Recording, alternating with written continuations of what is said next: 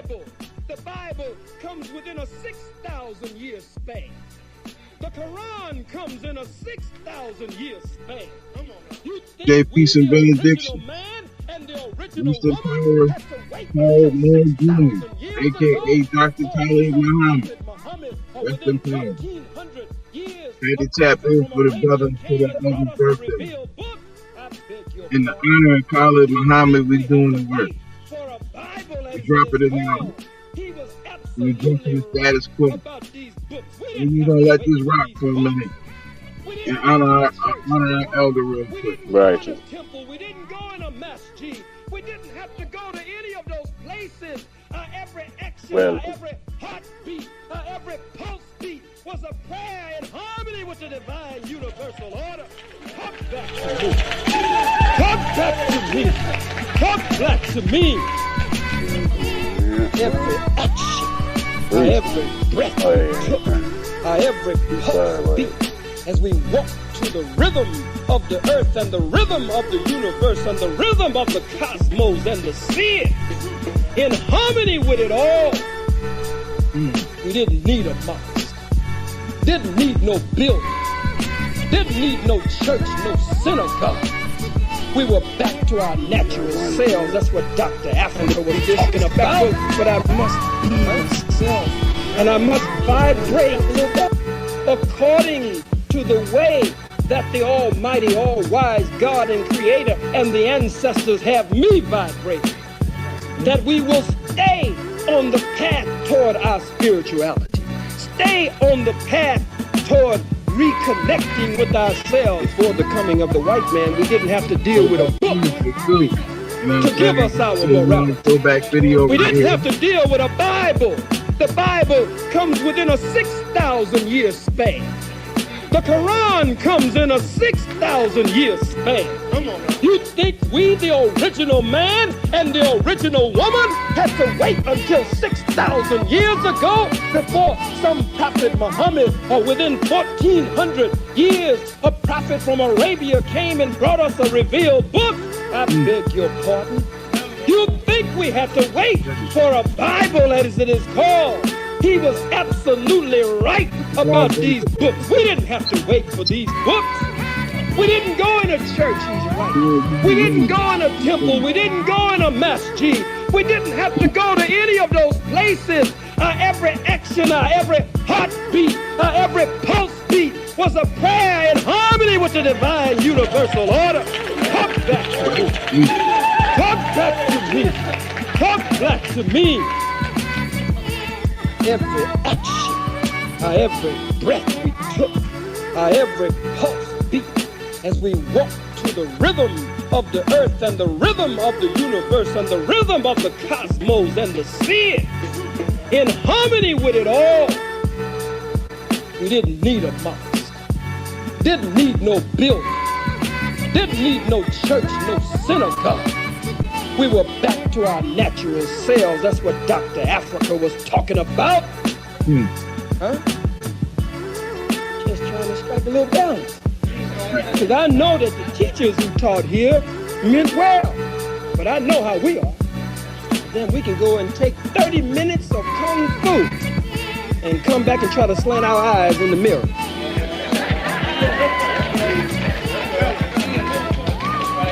Huh? We can take 15 minutes of yoga and come back and try to join the culture completely. Go to the masjid for an hour and 15 minutes and come back home. Assalamu alaikum wa rahmatullahi wa barakatuhu, baby. And she say, well, what did you say? Assalamu alaikum wa rahmatullahi wa barakatuhu, baby. Say, well, all that, I mean, and that's all positive, but I'm talking about balance. Where you going, brother? Going to the toilet, inshallah. What does inshallah mean? If it be the will of God. Got enough toilet paper in there, brother? Inshallah.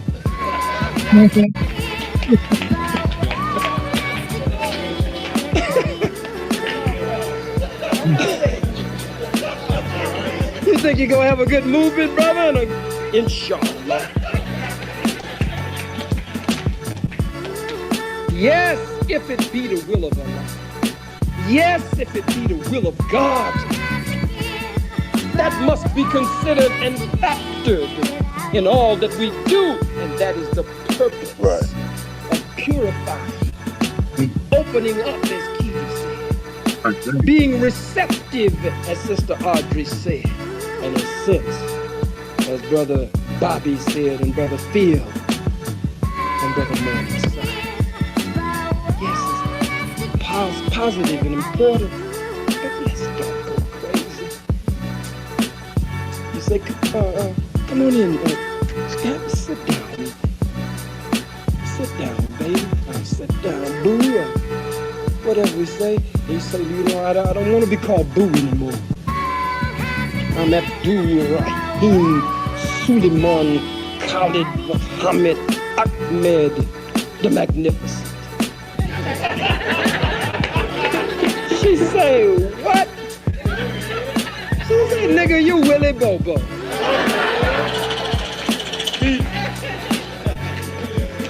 I'm just joking. The name is a beautiful name. And we ought to strive after those attributes. I'm talking about balance. Go among the Christian and the Christian runs you, drive you crazy the same way. Now, how you doing, sister? Praise the Lord. That's right. Where you going, sister? Praise the Lord. I'm going to the toilet. Got enough paper in there, sister? Praise the Lord. Think you'll have a good bowel movement, sister, and everything gonna come out all right? Praise the Lord. Give the Lord praise. But have some balance.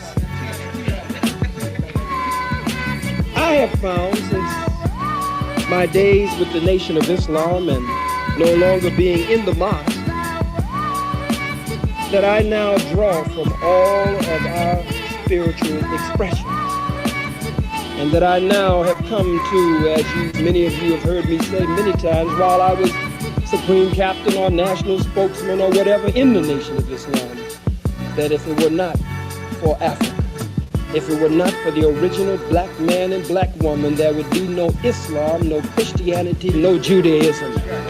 None of the world's major religions, as Dr. Yosef Ben Yaakov, Dr. John Henry Clark, and others have taught us, would be in existence if there were no original black man and woman and no Africa.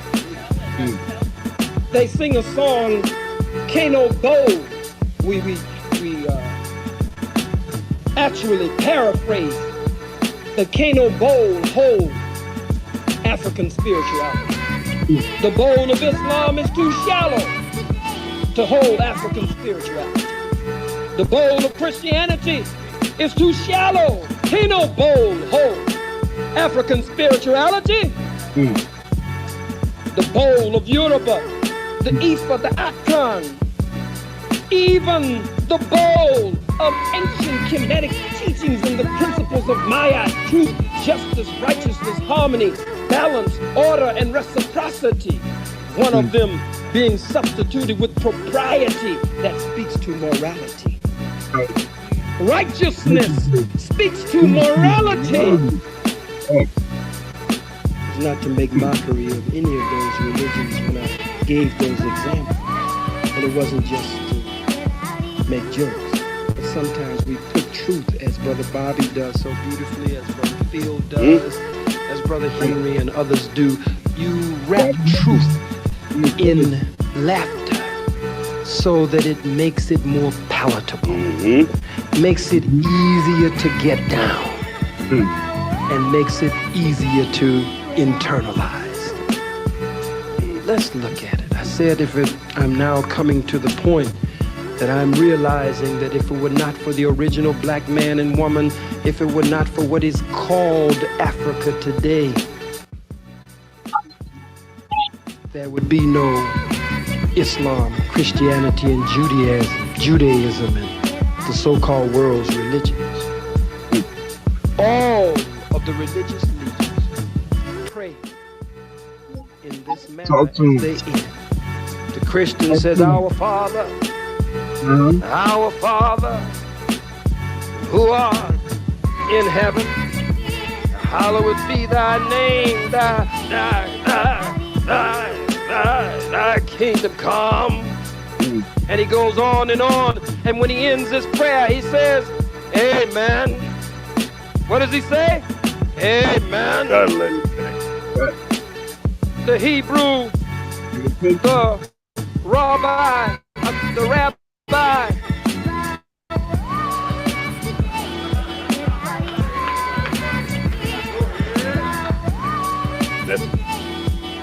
when he prays, hallelujah, Kadima, Yaumila. When he finishes, he says, Amen. What does he say? Amen. The Islamic Imam says, Bismillah ar-Rahman ar-Rahim, Alhamdulillah, Rahman ar-Rahim. And he goes on, and when he finishes his dua, his salat, some point of the dua, somewhere along the way, he says, Ameen. He says what? Ameen who? Ameen Ra. Amen Ra. All of the world's major religious leaders and those who stand in front of the people to lead them in the prayer service, all of them in Amen, in the name of the great God of our ancestors. Amen. Amen Ra. The hidden one. The prime moving, creative, regenerative, and prime moving force. The hidden one. Amen Ra. Huh? You're a Muslim? Yes. But I know my roots. I know about Mecca, but I also know about Becca.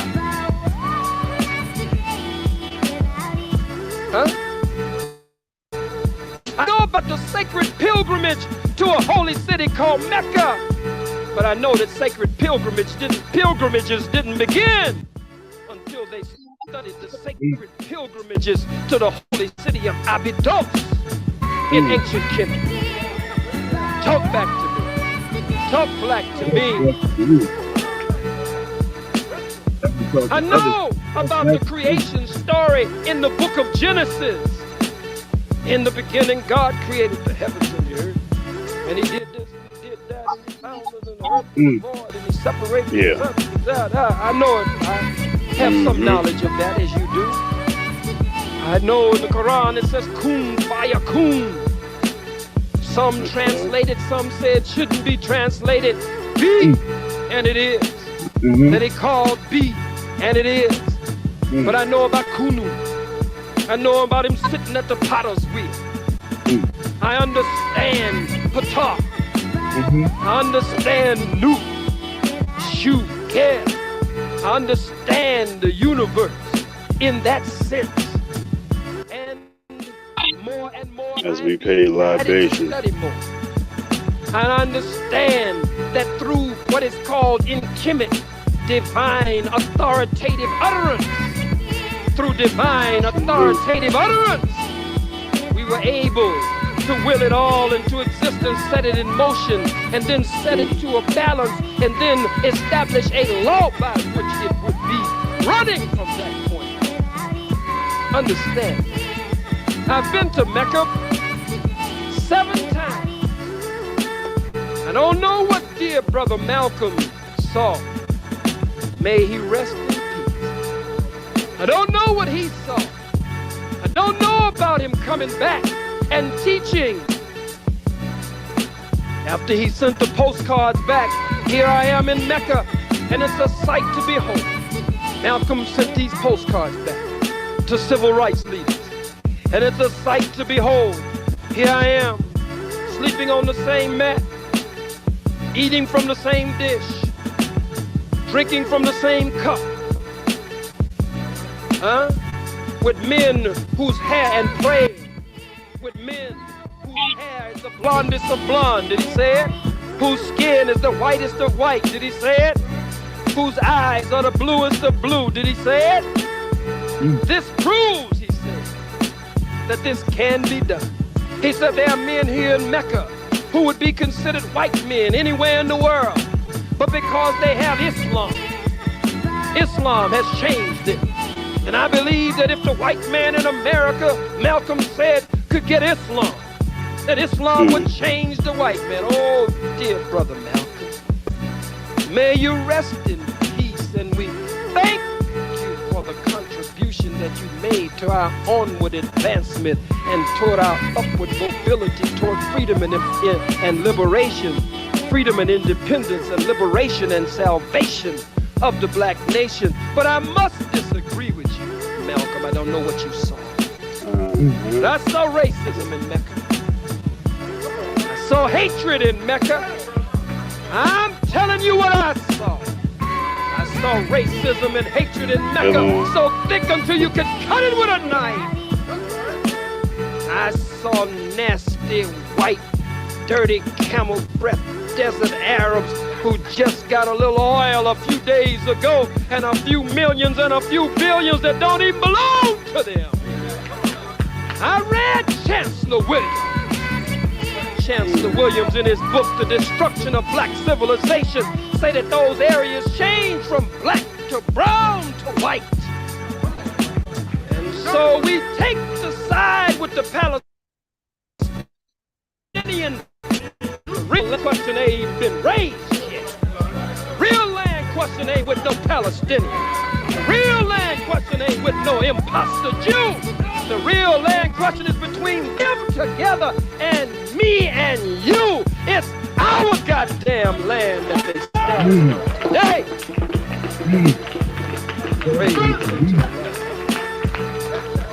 Change from black to brown to white.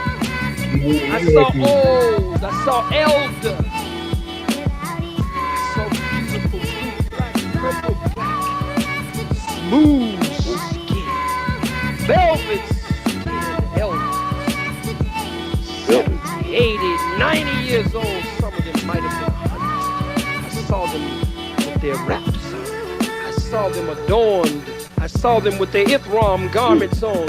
I saw them come to make the sacred pilgrimage to Mecca and to recite the words on the road to Mecca. Labeka, Labeka, Allahumma Labek. Labeka, Labeka, Allahumma Labek. And how many years did it take me to catch on? Here I come in thy august presence. I saw them. I saw them in the Mitar or the airport. Some of them with their little food. They didn't want to eat the devil's food. They didn't want to eat the white man's food. And many of us have to take our own food and water when we go on a journey. And I saw them with their food in the airport. And I saw these dirty, nasty, so-called Arabs run up to them. Elder woman, I saw one of them. I'd seen them pushing a few around. An opportunity presents itself. When the opportunity presents itself on the Nigerian blue-black delegation, you're going to place restrictions on the people's religious rights. As one of the 5 pillars. It took me 46 years to get up on it. To make this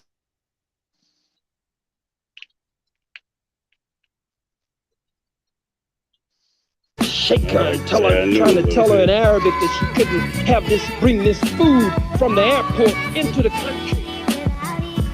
I ran to him and damn near knocked him down and grabbed him and snatched him up and hung him on the wall like a goddamn picture on the wall and held him up.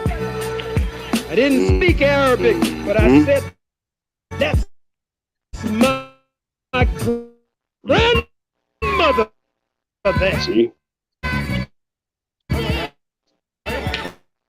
Whether I know her name or not, that's my flesh and blood.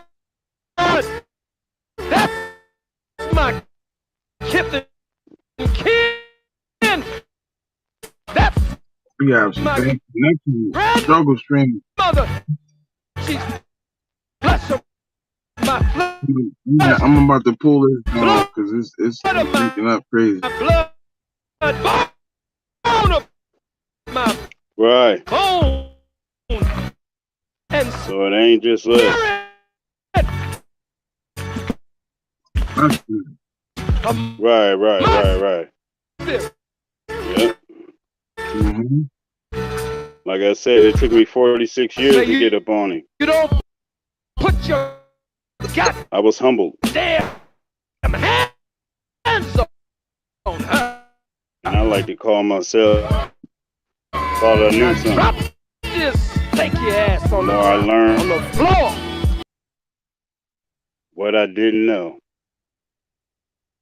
And then our ancestor, I know that's how he's feeling right now. He is And that's disappointed a with y'all. disconnection. How was this man not holiday? You know, he like Where's listen. his workbook? One of the things that I love about this brother is that he was able to come up through Right. through the ranks What's intellectually. going on with the And folks? when he learned new things, he made the right change. You know what I'm saying? Let me who we got on here? I thought we had a guest come on, but I guess they went away. But you know, he made the change. You know what I'm saying? And he upgraded with with the things that he learned. A lot of people be stuck in their ideologies and their subscriptions, and they can't move Oh, okay. past what they been introduced to. You know what I mean? And then they have cognitive dissonance moments where they just can't move forward intellectually. You know, and this brother right Right. here, like how he was saying in the forehead of this little mini lecture that I took an excerpt from. You know, this was Right. like a group situation, and he talked about his time with the Nation of Islam. You know what I'm saying? And one of the things that he always kept in the forefront of his mind is that none of these things would have ever been possible if it wasn't for a black man and a black woman. You know what I'm saying? So he stayed true to himself. He stayed true to his morals. You know what I mean? So that's why I really favor this brother a lot because you know I see a lot of people who want to have like intellectual debates and battles, and this brother right here, he's one of the nicest, if not the nicest. You know what I'm saying? I've seen him demolish many people, as we all have seen. Some of us don't even know nothing about this brother, but this is a good brother to study up on. You know what I'm saying? Um, it's quite possible that the powers that shouldn't be had Right. something to do with him being taken out. You know what I'm saying? I'm just now You know, learning about him. but this is a powerful brother right here. And it's sad that he don't got a holiday or a plaque or Right. even a movie. You know what I'm saying? Like, so I really want to give this ancestor his flowers today. You know what I'm saying? This is when Or a we into the workbook. He ain't got a workbook. Oh, you got these other ones. but man, like he challenged Yeah. like with the whole Kanye West situation. You know, a lot of people, they tried to wipe, this brother clean from history because he Right. challenged the Jews like no other. You know what I'm saying? When he went to King College, you know what I'm saying? Let's see. And he did his thing there. You know, I think we might. Let me see if I can get some clips of that up there. You know what I'm saying? Um, he went in on them for a minute, called out. He said, bring out your best scholars and all that. You know what I'm saying? He pointed out the secret relationship between blacks and Jews and how Jews was all involved in the slave trade and all that. You know what I'm saying? How they hijacked the civil rights movement to march alongside black people to make it seem like, they was cool and all that.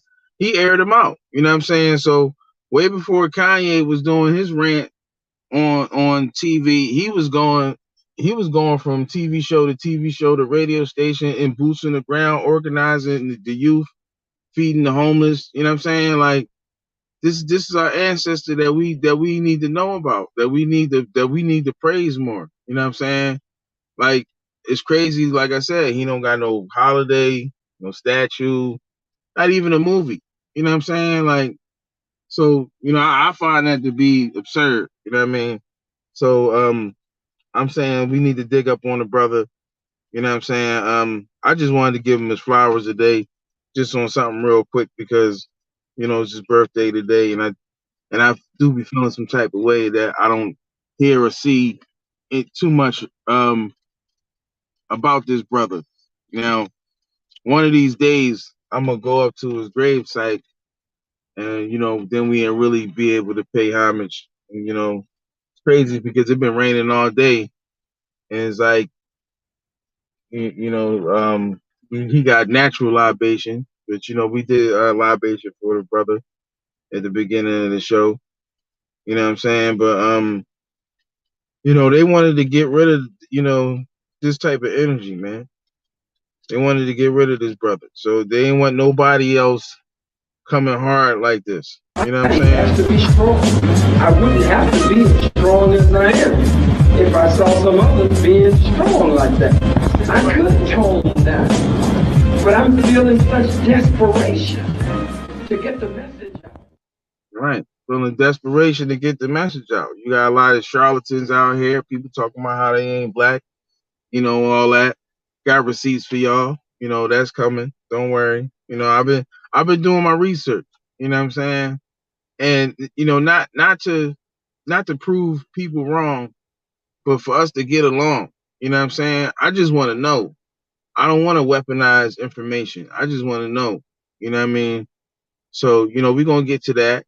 And if you're curious to find out what that means, you know, tap in. You know what I mean? Stay tuned. We're gonna address that. Especially riding for the brother Khalid because he fought off all of these people who talked about they not from Africa and they this and they that. I'm Mr. White. I'm that. You know what I'm saying? And you black as night and your name Mr. White. Shots fired. But we're gonna get into all of that. And like I definitely just wanted to pay this brother some homage. I do got some couple little clips that I always keep on deck. But some of these Jones are a little lengthy, but we're gonna let the brother rock out. You know what I'm saying? Because he don't really be getting, his praise like that. You know what I'm saying? So let me see what else I got in the chamber, in the archive hive for the brother. You know what I'm saying?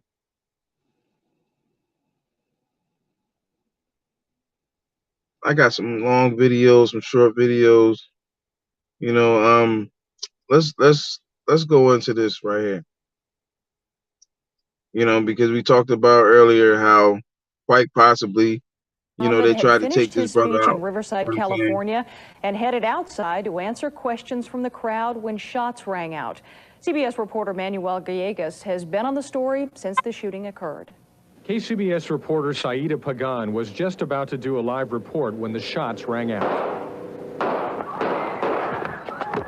Muhammad and 3 other people were shot. Some scrambled for safety, while others shouting he works for the Jews overpowered the gunman and beat him unconscious. Police then stepped in and dragged the suspect away, while Muhammad's supporters carried him to safety. And this event was a peaceful event. No intentions of any type of violence whatsoever. We come out here for the brother can finish his questions, and his death and his life was almost taken by another ignorant person. Don't you let no hook-nosed, bagel-eating, locks-eating, perpetrating a fraud. It is remarks like this one that have earned Muhammad his reputation as someone who despises Jews. Everywhere he goes, the former spokesman for the Nation of Islam stirs angry emotions. Muhammad blames Jews for hindering the progress of African Americans. He has been denounced by President Clinton, other black leaders, and even Louis Farrakhan himself. Not just what people want to hear or what somebody else is soliciting, but the truth that needs to be told. Whoa. Y'all heard that, right? Y'all heard who denounced the brother Khalid. Now remember I can show you some clips where this brother was all in for Farrakhan. He was all in for Farrakhan. You know what I'm saying? Riding hard for him. And because he told it like it is and told the truth, that Farrakhan turned his back on him and kicked him out the group.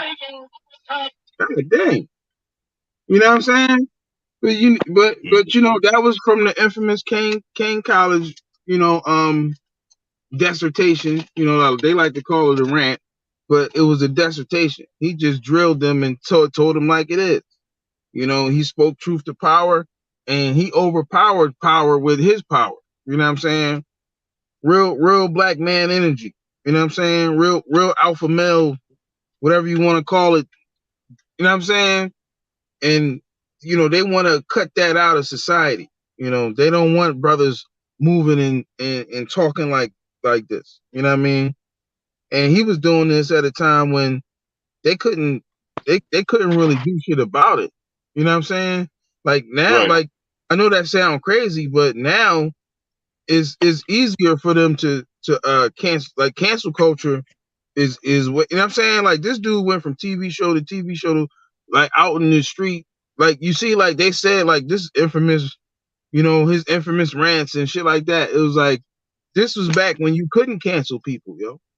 Like you had to really try to hit them. You know what I'm saying? And you see they say that you know the person who took them shots, they said somebody said they work for the Jews. You know what I'm saying?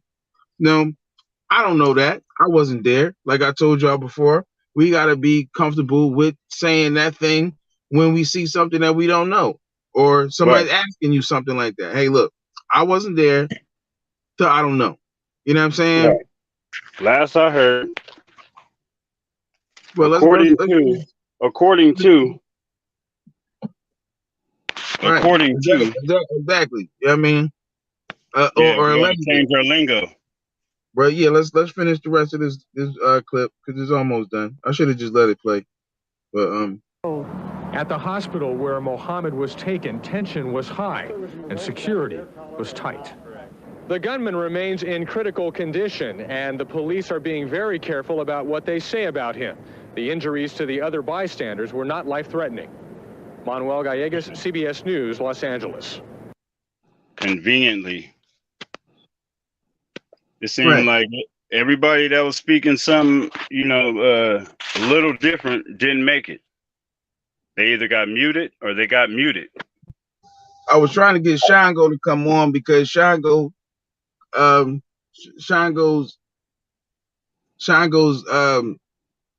his elder, or his ancestor now, his grandmom, she actually recorded Khalid at the Phil Donahue show. So that infamous Phil Donahue clip that everybody sees, I think I might have it on my phone.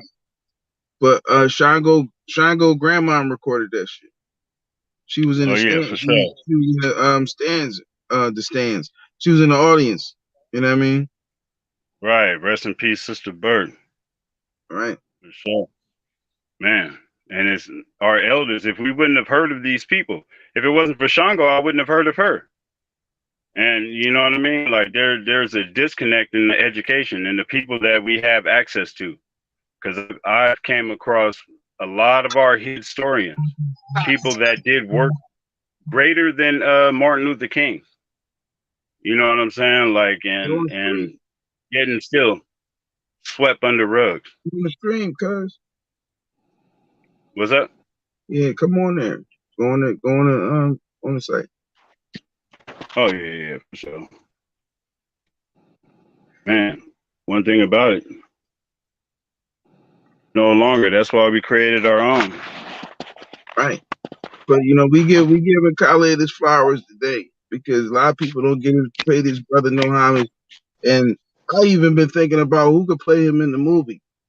You know what I'm saying? The boy, I think he was in Blood Diamond. They always give him the boy. I think he looked. I don't know if he is. Well, he African, but I think he's from London. You know what I'm saying? Yeah. Right now, I mean, right now they can't. He looked just like Khalid. I forget his name, but he looked just like Khalid Muhammad. He could play him in a movie and shit. Yeah, they got an issue with people from other countries playing real Africans over here. But you know what's you know what's crazy about the brother Khalid is that his government name is Harold. You know what I'm saying? And like he was groomed as a preacher growing up. You know what I'm saying? So when you think about a herald, is like, you know, somebody who's out telling the truth, you know, out, you know, speaking on things. You know what I'm saying? Right. Like Right. you see a lot of newspapers are called the Herald. You know what I'm saying? So it was like he was like it's like that's one of the rare times when somebody actually lives out their name. Like his name is the Herald. His name is Harold, and he became the voice of the Nation of Islam, the voice of the Black Panther Party, the voice of the Black Power movement. You know what I'm saying? And it's then like, he went further. right. So it's like, you know, that's what's crazy about that. Let me get him back up on the screen. You know, because I came across that one from what was it, around the holidays, where he was speaking on about you know, Christmas time. 294-1070 is the number. We're on Hot Topics WHYZ. If you were listening to us, you got the right one, baby. Let's go back to the lines. You're on the air. Talk to me. Yes, my question is coming from a historical perspective. I would like to know the brother's ideas on the recorded beginning of our history. And in my reading, I've come across a lot of theories about cataclysms that happened in the course of history that caused a lot of things that manifest in our world today. You know, caller, I'm real. It's time of the Black Panther Party. Define cataclysm for me. He always had knowledge. Though. He was always knowledgeable. He was always sharpening himself. Always was accessible to the people. Always reaching the people. You know what I mean? If you remember taking physical science. Now we got it, but now how do you relate that? Okay, I'm sorry. Go ahead. Okay, what I mean by cataclysm, that during the course of our Earth's history, that certain cataclysms occurred, and they caused the migration of people. You mean the parting of the continents? If you want to say the Fertile Crescent, which would include what we call the Middle East now, the continent of Africa, you see how North this America, is an old South clip, America. and brothers and sisters been asking and arguing questions about the same shit. And with certain cataclysms that occur, this is like the that 90s. would cause changes in the Earth's atmosphere or physical changes on the ground, it would cause certain groups to migrate. And in my reading, one group that migrates is the white race or the Caucasian race, which migrated down to Bilal and Sudan, which was located in the Fertile Crescent in Africa. And during those cataclysms, you know that our people in Africa were hurt tremendously, as well as other people. That these other people that lived in other areas of the Earth's surface, which lived under conditions where it was icy and cold and frigid, where you know, their mentality was just a little bit more because of the conditions of where they lived. And when they migrated and came among people living in the Fertile Crescent who were educated, very intelligent, mild-mannered, peaceful, that when they came down with a beast-like mentality, that those are some of the things that manifest why those groups were able to conquer our groups, and at the same time, learn our history, learn everything within the practice of life within those types of communities, and then control, take over, and just as, you know, all the things that we see today. But my question is really centered to the brother, and if his study or his lifetime study, has he come across some of the same types of theories, and again, where he has recorded the history's beginning. My sister, I am very pleased to get your question also, and I hope that you will be out with us tonight. Very definitely. My fault. But I was trying to pause it, but I'm gonna put it back up. But if you notice that the doctor listens to the patient, and you know what I'm saying, and then gives his diagnosis. You know what I'm saying? Right. You know, a lot of times you have said, and it is of course you know, people getting you know, we get agitated with people's questions, even when we know that this a loaded question, you know. But you know, just like somebody said, you let somebody talk long enough, they will let you know exactly what they think about you and exactly how they feel about you. You know what I'm saying? So you let the, you know, and when you know that you got the superior mastermind, right? Then you can take the position of the doctor. You know what I'm saying? And the doctor listens to the patient and then gives his diagnosis. It's just like the mechanic. You know, the mechanic comes in. I mean, the person comes into the shop and says, "My car is X, Y, and Z. It's making this kind of noise," and you I can't just cut to oh, you need an alternator. You know what I'm saying? I need to listen to what this person is saying and then give the diagnosis. You know what I'm saying? So right.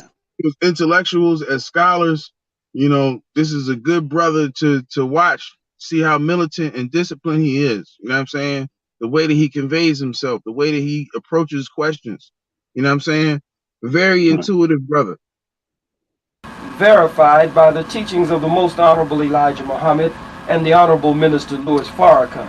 Of course, I have read Dr. Ivan Van Sertima's works, and of course, I have read the white writer's works, Michael Bradley, who wrote the book Iceman Inheritance.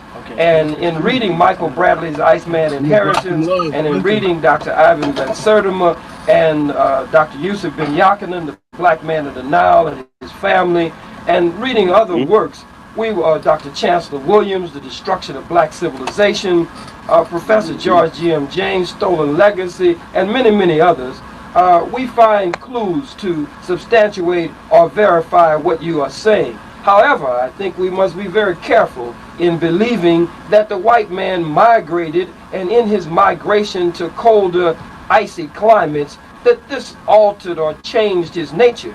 I must say to you, my sister, the white man is the same today as he was yesterday, and as the Bible says, and he changes not. And as the scripture says, can a leopard change his spots? And of course the answer is emphatically no. It was not a cold climate that made the white man beastly. It was not a cold climate that made him violent. It was not this cold climate that made him cold.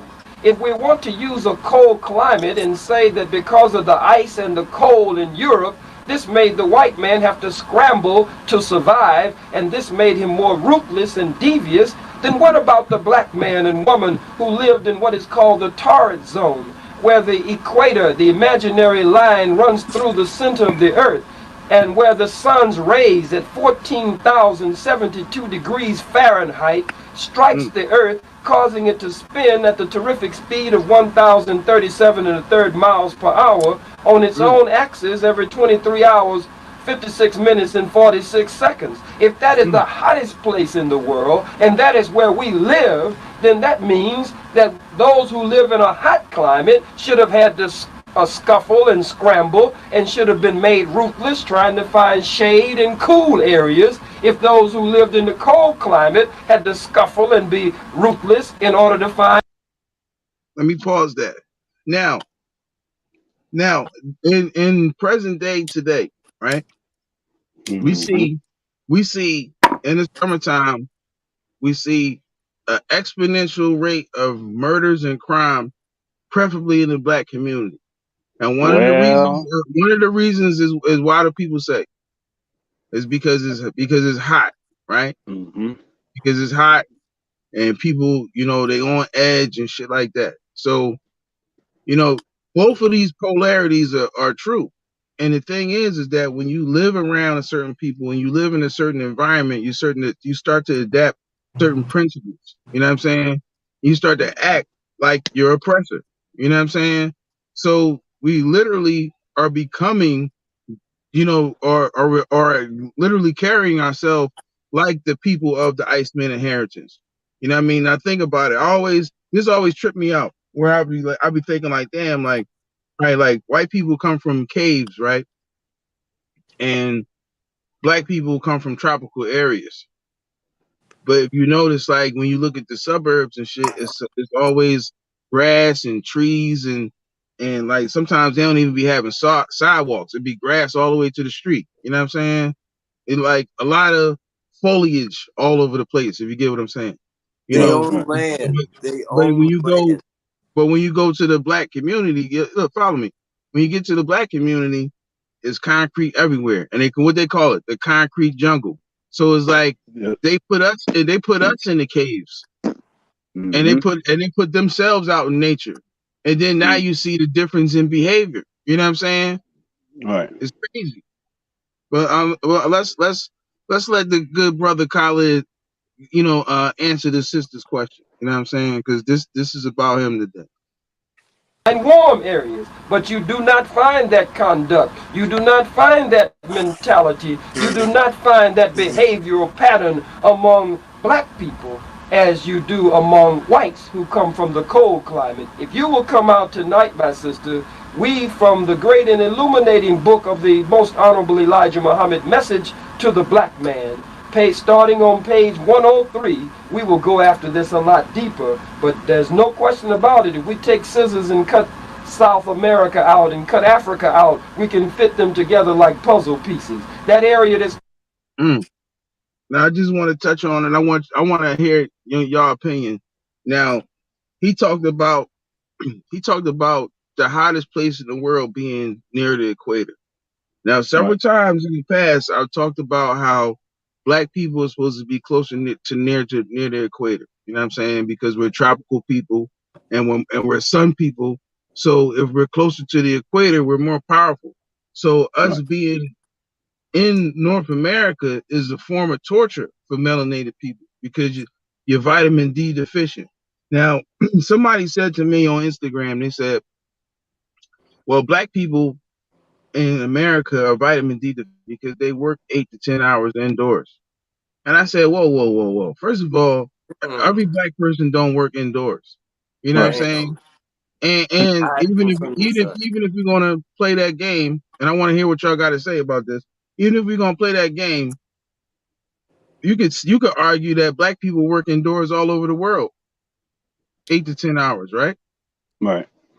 So why would they be vitamin D deficient further away from the sun? So the people who live further away from where the sun is most powerful are vitamin D deficient, irregardless of what type of job they work. Right. And it's the vitamin D, they don't give you enough in the like milk and all the other stuff because people would OD on as far as they said that they can't regulate how much vitamin D they put in there because everybody needs individual, amounts, so on and so forth. So they never put in enough to make an effect anyway. As far as that, because they add that to the milk and your diet. You know what I'm saying? They make sure we don't get nothing that's gonna give us nothing like that too. Well, there's a reason why a lot of black people are from the South because in the South below the frost line is a lot better for the people, for the tropical people. So we can see how if you look at the United States. Yeah, they got more work out of us down there. Oh yeah. The only reason why there's people in the north because of the Great Migration. That and there was there was testing. That was the first. The North was just the experiment on how slaves would interact with white people in a society type situation. That's all that was. There was no funking between the North and South. None of that shit. All that stuff they told us in school. A lot of that was trapping and luring black people. You know what I'm saying? That's fluff. That's fluff. All that is extra. Like even today, there's an idea of the racist South. You know what I'm saying? And in all actuality, in this current day, it's more racist in the North than it is in the South. You know what I'm saying? And Martin was saying nothing had got better. They got more nothing got better. In the South is more owned by the black people if you look at it. But in the North is a little bit different. True, they wiped a whole lot of ownership through them floods. Like you got South, you got black people driving around with choppers in the car. Up north, you got people getting locked up for cigarette lighters. Right. You know what I'm saying? getting choked out and stomped out, like, you know what I'm saying, for next to nothing. So, Right. you know, that was a whole lore. But you know, I've even heard people say that that black people was living in the Grand Canyon, like in the Grand Canyon, not like around the Grand Canyon, like the Hopi or the Cherokee, you know, different Native American tribes. But, you know, people who've been there for like thousands of years. But inside of the caves. Now, if black people are tropical people, sun people, why would they seek refuge inside of a cave? Why would they build cities inside of a cave? And then, like, even like with the locals, the local tribes in that area, they have stories that the people who lived in the Grand Canyon came from somewhere else. They came from this from across the ocean. So even the idea, this concept that people is throwing out here today, that Egypt is the Grand Canyon, or Egypt is Florida, like how they say Egypt. And we doing this for Khalid. You know what I'm saying? Let me just remind people of that. But like how they say Florida is Tamari. You know what I'm saying? And they show this custom map from way back when, and it says clearly on the map that these are the people of the Nile. You know what I'm saying? So these are the people of the Nile. So the other trick that they have is that they they was throwing me flowers. The other trick that they have is that the Nile is the Mississippi. Now, they use Bible literature to prove that the Nile is the Mississippi. You know what I'm saying? To Did you make see? this story stick, when Egypt has no record of anybody enslaved, especially not in the 13th dynasty. You know what I'm saying? So they shift the story now to make it stick. You know what I'm saying? Now, I want to hear what, you know, your opinion on that, but, you know, that's in reference to what, you know, what Khalid is about to expound on. You know what I'm saying? Right. Now, as far as, you know, us getting to like a like warmer climates, you know what I'm saying? That in itself, that's from there, you know what I mean? Like that, like you said, that's torture, you know, and I truly see that part, you know, because there ain't nothing like a hot sunny day. Like I know we sleep outside, you know what I'm saying? A sleeping bag would be cool, you know what I'm saying? Don't need no tents and other kind of things when the weather permits. You dig what I'm saying? And I'm a hot individual, just me personally, you know what I mean? Like I generate hella heat. So, you know, like far as caving it and that kind of stuff, you don't need them kind of things unless you fear bears and other kind of creatures and critters that you ain't supposed to be around or what have you. But they know, you know what I mean, they function how they do.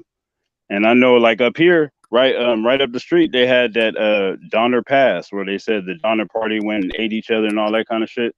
Now, them people, you know, they used to that shit. You know, the only time you need to eat on somebody else is when you don't have foliage and abundance of food in the areas in which you're from. So, you know what I'm saying? Like the whole even eating meat part, you know, you ain't got to eat meat when you got all these other fruits, vegetables, and other things that give you the nutrients that's, you know, natural to it, your habitat. You dig what I'm saying? And pretty much everybody has the food they need around them parts. But, you know, in that, I'll just touching on that. And man, So let me ask your brothers a question. In terms of, all right, like now you said about, like, you know, living in an environment where you can eat berries and fruits and, you know, vegetation, foliage and things like that. That right, aside from eating meat, eating meat would be optional. And right, a lot of evidence shows that, you know, for a lot of African people, meat was a festival type of dish. So, like, you know, for instance, like yeah, people have Celebratory. the pig. People have pig. They have they cook the pig with the apple in it on on Christmas or something like that. So Yep. it's a And more other of a folks have special reason. luau's. You know what I'm saying? Right. So Right. in other parts of the world, it was due to scarcity of vegetation, foliage, things that other people would enjoy. Now, I want to ask you a question in regards to that. Do you think that if you don't have to kill your food, then you would be like more like calm, cool, collective, in tune with nature, like not angry. And maybe if you had to kill your food on a daily basis and live in harsh climates and shit like that, because I can tell you one thing, I'd rather be hot than cold any Oh day yeah. of the week. I'd rather be hot than Right. cold. So I get what Khalid is saying right here about being agitated in the heat and the possibility of being agitated in heat. But it's easy. I would say, in my opinion, it's easier to deal with the heat than to deal with the cold. Like you can literally go jump in the lake. You know what I'm saying? And another So thing, if you got to go work in the heat, that's something different. But if you just finna go kick it for the day, you feel different about it. You dig what I'm saying? Like that's another thing. Like if you got to go out and go slave, you feel what I'm saying? Roofers and individuals that got to deal with the heat. You feel what I'm saying? Shout out to those that do that type of work. You dig? And you know what I'm yeah, saying? Like that's when you. I remember I did some work like that, and I wanted to point out that like I was hot as shit, and they had beer, and I don't even drink beer like that, but that shit was ice cold. And when I drink that beer, that shit was like the best thing in the fucking world, cuz. Like, you know what I'm saying? And it was like, even though I was still hot as shit, but it was like that all of that heat just dissipated when I drink that cold ass beer. So most definitely, I would rather be hot than cold. You know what I'm Mm-hmm. saying? Amen to that. Yep. We Yep. tropical And and supposed to be in the heat. Yeah, black people don't fuck with cold weather. and there, And like, that was my main question. there Initially, that started a lot of this chaos was why are black people saying that they native to North America if we not even adapted to cold weather? You know what I'm saying? I So just say soon, look at the Korean War. That'll tell you everything. right? The Korean War will tell you all about it. But we got a lot. I mean, listen, we're gonna get into that. I got a lot of receipts and lugs on that topic. But let's let the anybody want to say anything else before I let the rest of this video play. I'm gonna let it play for a little bit. You know what I'm saying? Then we can pause it and expound on it. You know what I'm saying? Oh But yeah. we want to Oh, give we want I to give do want to say,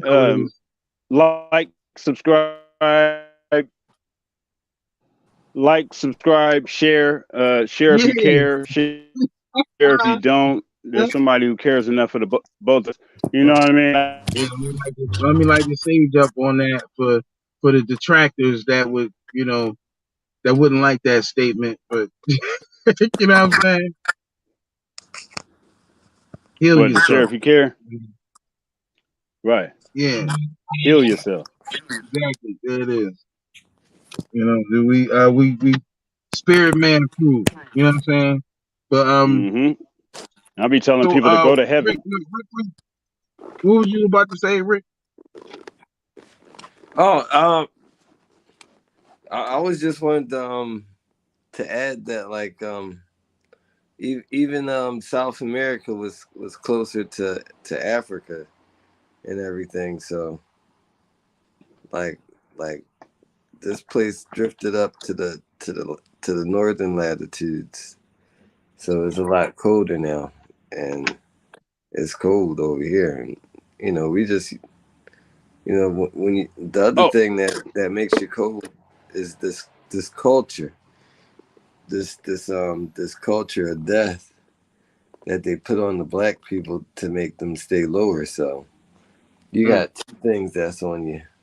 So now right. you're living in an adverse environment, and then to add injury to it, now they saying that you lowered. Now they telling you something else. There's a whole different thing. So You know, it's like we're their experiment. Right. And the funny And I want to thing touch is, on that too, because the weather out here right now. it's Go 53 ahead, brother. over here. I didn't mean to cut your wisdom.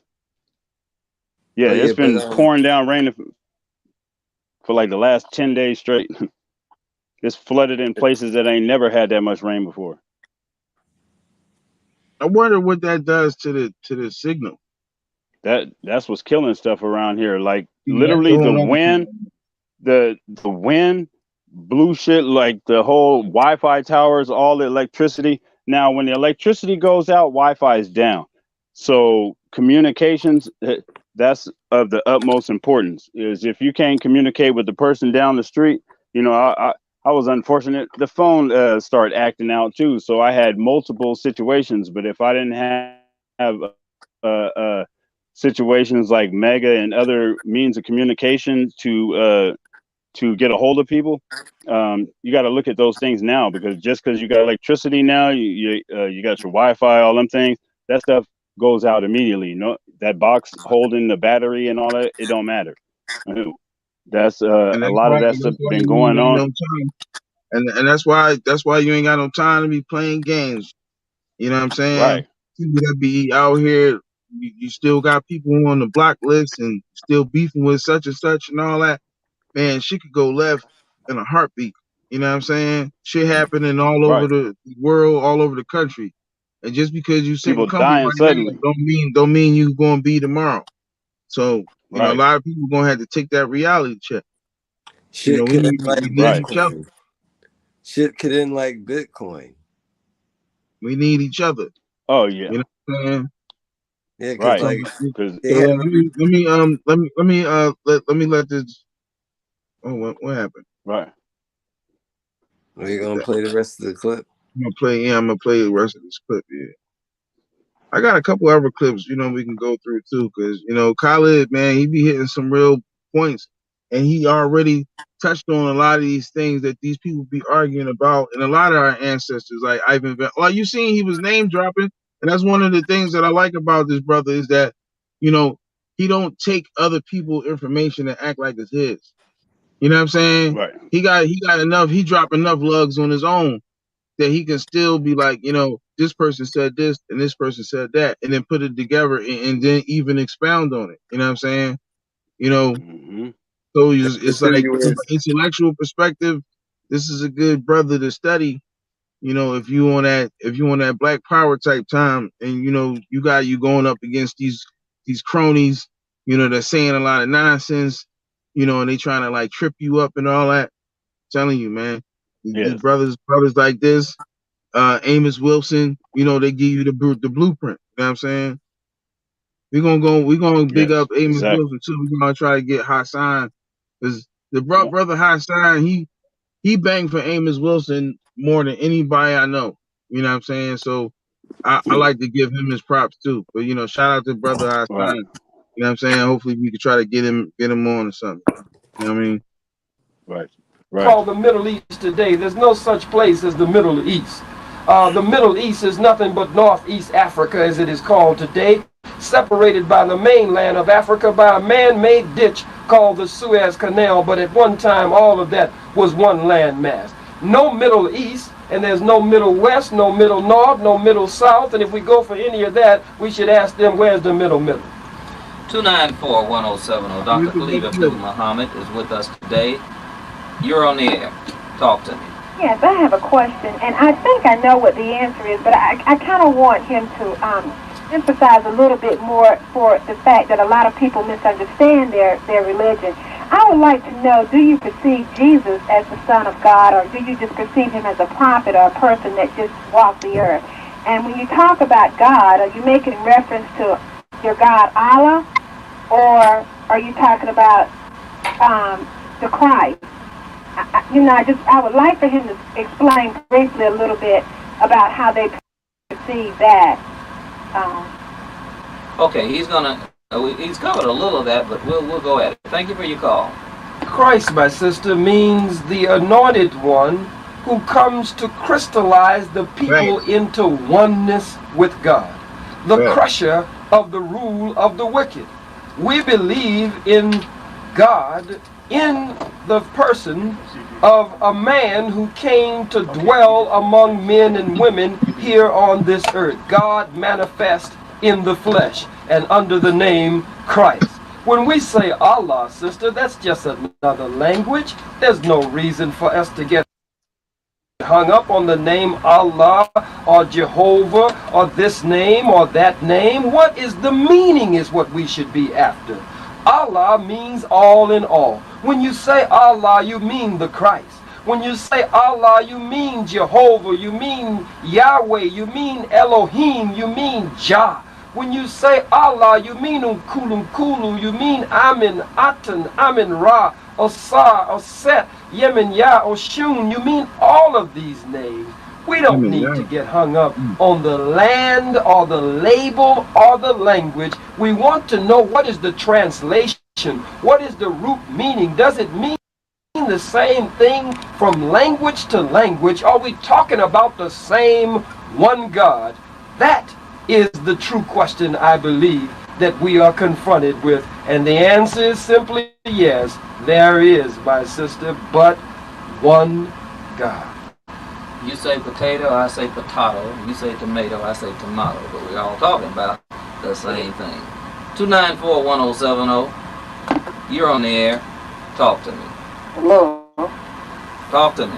Yeah, I've been hearing the conversation of the topic again. It's very interesting, man. I want to pause it real quick, and I want to talk to y'all brothers. And now in this current state of things, one of the things that I've noticed is that I was disgusted with people still arguing about things way back in the past. Like I said, like the good brother Ramadan showed me debates from the 60s, and I'm like, yo, these people still arguing about the same shit. You know what I'm saying? Right. And you see how Khalid eloquently put, you know what I'm saying, how we argue over names and difference of opinions, and that separates us and shit. You know what I'm saying? So yeah, like that's why I say no subscriptions. Leave your have y'all subscriptions at home. Like I never asked y'all this question for real ever. Now that I think about it, have y'all ever experienced like divisive type of behavior in terms of theology or shit like that? Have you ever experienced that? Yes, of course. Yeah, especially going in and out of unwanted vacations and stuff like that. California, they put you behind walls for anything.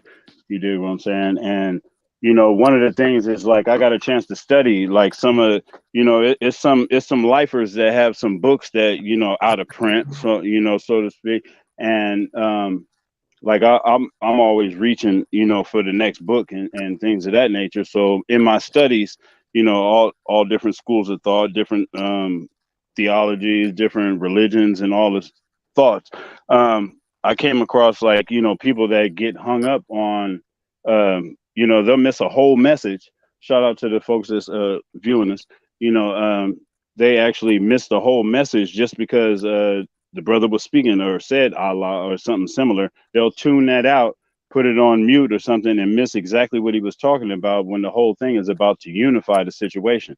And one of my things is I have no subscriptions. That's the only way that we'll be able to kill all the bullshit, basically. You know what I'm saying? Because whether you're Hebrew Israelite or Christian or Moor or any of these things, they're killing all of us. So it don't matter what you claim to be.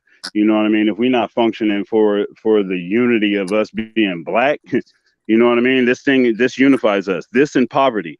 That's what we got in common. You know what I mean? The competition is against poverty, not against each other. So you know what I'm saying? We have to sit, and each one of us has a piece of the puzzle. That's how it was built. Our ancestors put it that way so that the only way that we'd be able to connect was if we got together and learned some stuff. You know what I'm saying? Like, look, my mom, shout out to moms because she be looking at this, so I try to watch my language. And also our other elders and stuff like that don't want to be hearing all that old riffraff on understand me to get what I'm talking about. So, shout out to the elders and the ones that was there, and not just because you was at the March on Washington because I heard it was about something entirely different. We're gonna get to that subject in a little bit because we were revoking black cards. People, just because you was there, you know what I mean? Some people went to go get their raincoats and their umbrellas, you know what I'm talking about, and came back afterwards. And you know what I mean? That march on Washington wasn't what Martin was there for. It wasn't what it was. While they was Right, marching, right, they right, lost right. You know. consultancies. While they was Oh marching, no, they there's a lost whole. in their businesses. Listen, I ain't even gonna hold y'all. If we marching and shit, and I watching y'all niggas get punched in the face and y'all ain't doing nothing, I ain't marching with y'all no more. Right. Hey, and if I'm you don't like, get nothing about it, a march. I'm like, what the fuck? Because when they come up to me, I'm throwing them back. Fuck that. You ain't hitting me with no Right. bricks, me and shit. I ain't singing the Right. gospel shit. And I'm throwing some lugs. You know what I'm saying? You ain't gonna be hitting me. So if y'all walking in front of me singing and shit, and I see niggas just teeing off on you, I'm gonna be like, yo, what the fuck y'all doing? Yep, back up. This ain't the fight for y'all.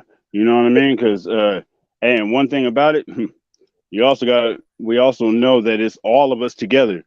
So we have to talk about things when people want to walk around with extra weapons and get to hauling them off and things like that. You know what I mean? You got to let everybody know that this ain't gonna be the day that you want. You know what I'm saying? One thing about it is you can't go at these people thinking that you and your clique gonna take care of this whole thing by yourself. We got our elders out here. We got while they marching, right? While they marching, the white folks is taking their land. Took the land, took the property. Hey, don't nobody own nothing out here. They was like, hey, we get to go through the front door. Well, now you don't even have a front door anymore. You know what I mean? That's what happened. You lost your front door. Hey, right now they telling people to evacuate. You don't live in that house. They make you get up out of that house. The one you say you own that you paying all that rent for and all that shit. You did you ever have like a moment with like a brother or a sister where it was like a difference in ideology where like y'all just couldn't work together? On their behalf. I'm saying like either one of y'all, like, you know what I'm saying? Like I know you were saying like that, you were saying like that shit happened in jail. You know what I'm saying? Streets too. Because one year, look, I'll tell you like this. One year I gave for Christmas, I gave everybody the How to Eat to Live by Elijah Muhammad. I gave that as a present. You know what I mean? I gave it to all my family members. And immediately, you know what I mean? Here comes the wordplay. You feel me? Like, oh no, I don't want nothing about this or things. It's about the message, not the messenger. You dig what I'm saying? And the thing is, Jewel, you got the personalities that want to be right no matter what, right?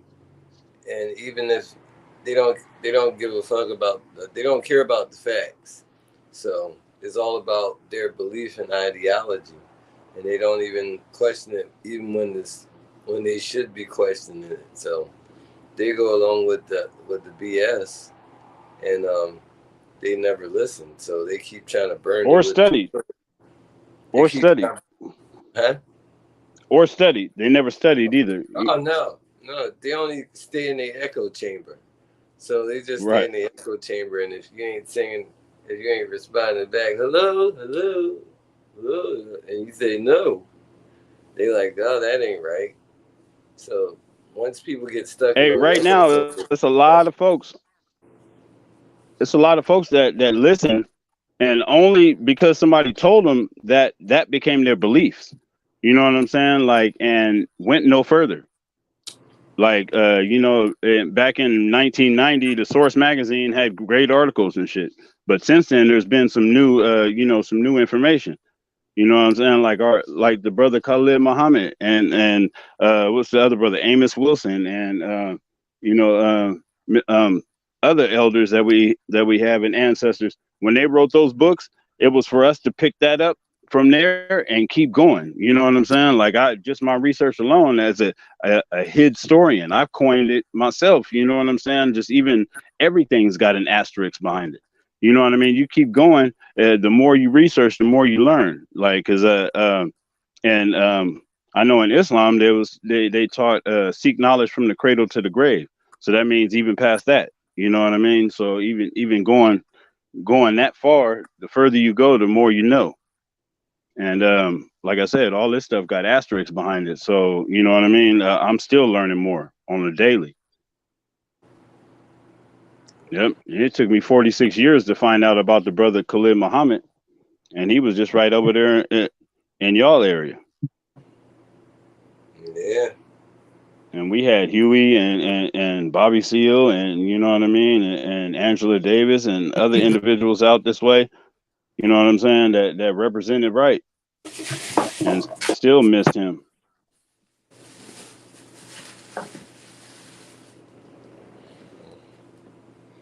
That's why we're making a change. That's what it's for. But yeah, I just, you know, as far as people ideology and not wanting to listen, I've heard individuals like my grandmother, you know, rest in peace. Like we had a discussion about that. I was like, I still remember everything you taught me. It's just that I learned more stuff since then. You know what I mean? Like there was only so much information that was available to you. And since then, here's some other stuff that I learned too, and as well, you know, and that was a disconnect, you know, for a minute. But then again, I also know that she learned a lot of other stuff, you know, being a part of the things that them Africans was back then too. Mm-hmm. Learn a lot more with the internet.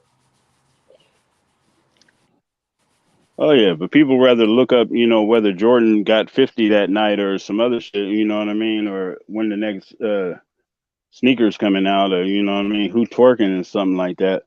I mean, we got a lot of distractions right now when people not paying attention to what's going on. One thing I learned is to get out of your microcosm.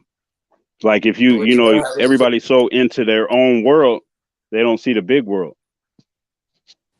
You know how they said if you want to have something from black people, you put it in a book? Now they say they just put it in the internet. Oh, yeah. Well, yeah, because they trying to get rid of books. You know what I'm talking about? 294-1070 is the number. We're on Hot Topics going. And that was the thing, trying to, you know, get people off of learning Latin and everything else that go along with it. Yeah, let's get back to this.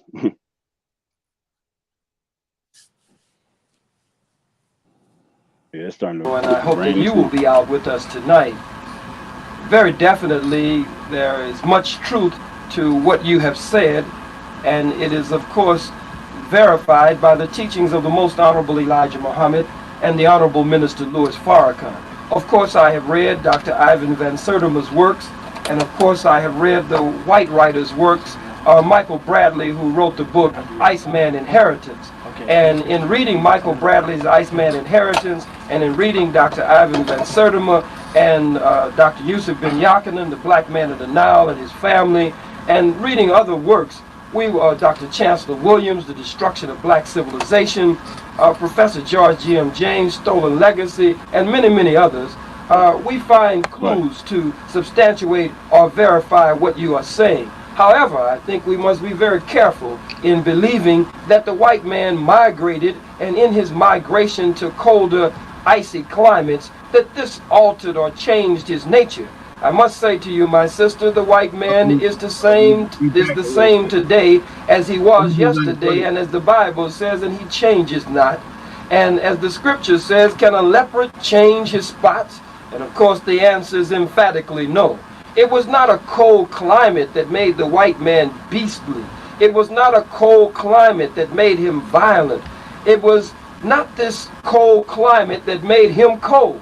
If we want to use a cold climate and say that because of the ice and the cold in Europe, this made the white man have to scramble to survive, and this made him more ruthless and devious, then what about the black man and woman who lived in what is called the torrid zone, where the equator, the imaginary line, runs through the center of the earth, and where the sun's rays at 14,072 degrees Fahrenheit strikes the earth, causing it to spin at the terrific speed of 1,037 1/3 miles per hour on its own axis every 23 hours, 56 minutes and 46 seconds. If that is the hottest place in the world, and that is where we live, then that means that those who live in a hot climate should have had to scuffle and scramble and should have been made ruthless, trying to find shade and cool areas, if those who lived in the cold climate had to scuffle and be ruthless in order to find warm areas. But you do not find that conduct. You do not find that mentality. You do not find that behavioral pattern among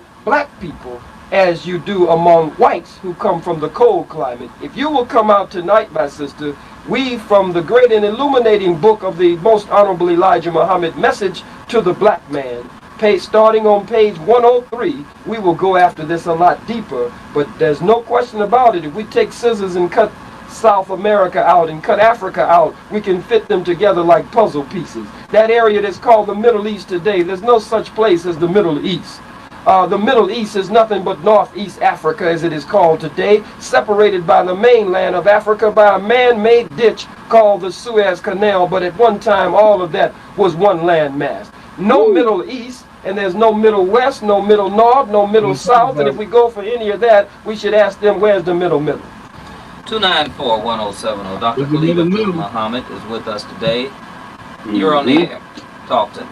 Yes, I have a question, and I think I know what the answer is, but I kind of want him to emphasize a little bit more for the fact that a lot of people misunderstand their religion. I would like to know, do you perceive Jesus as the Son of God, or do you just perceive him as a prophet or a person that just walked the earth?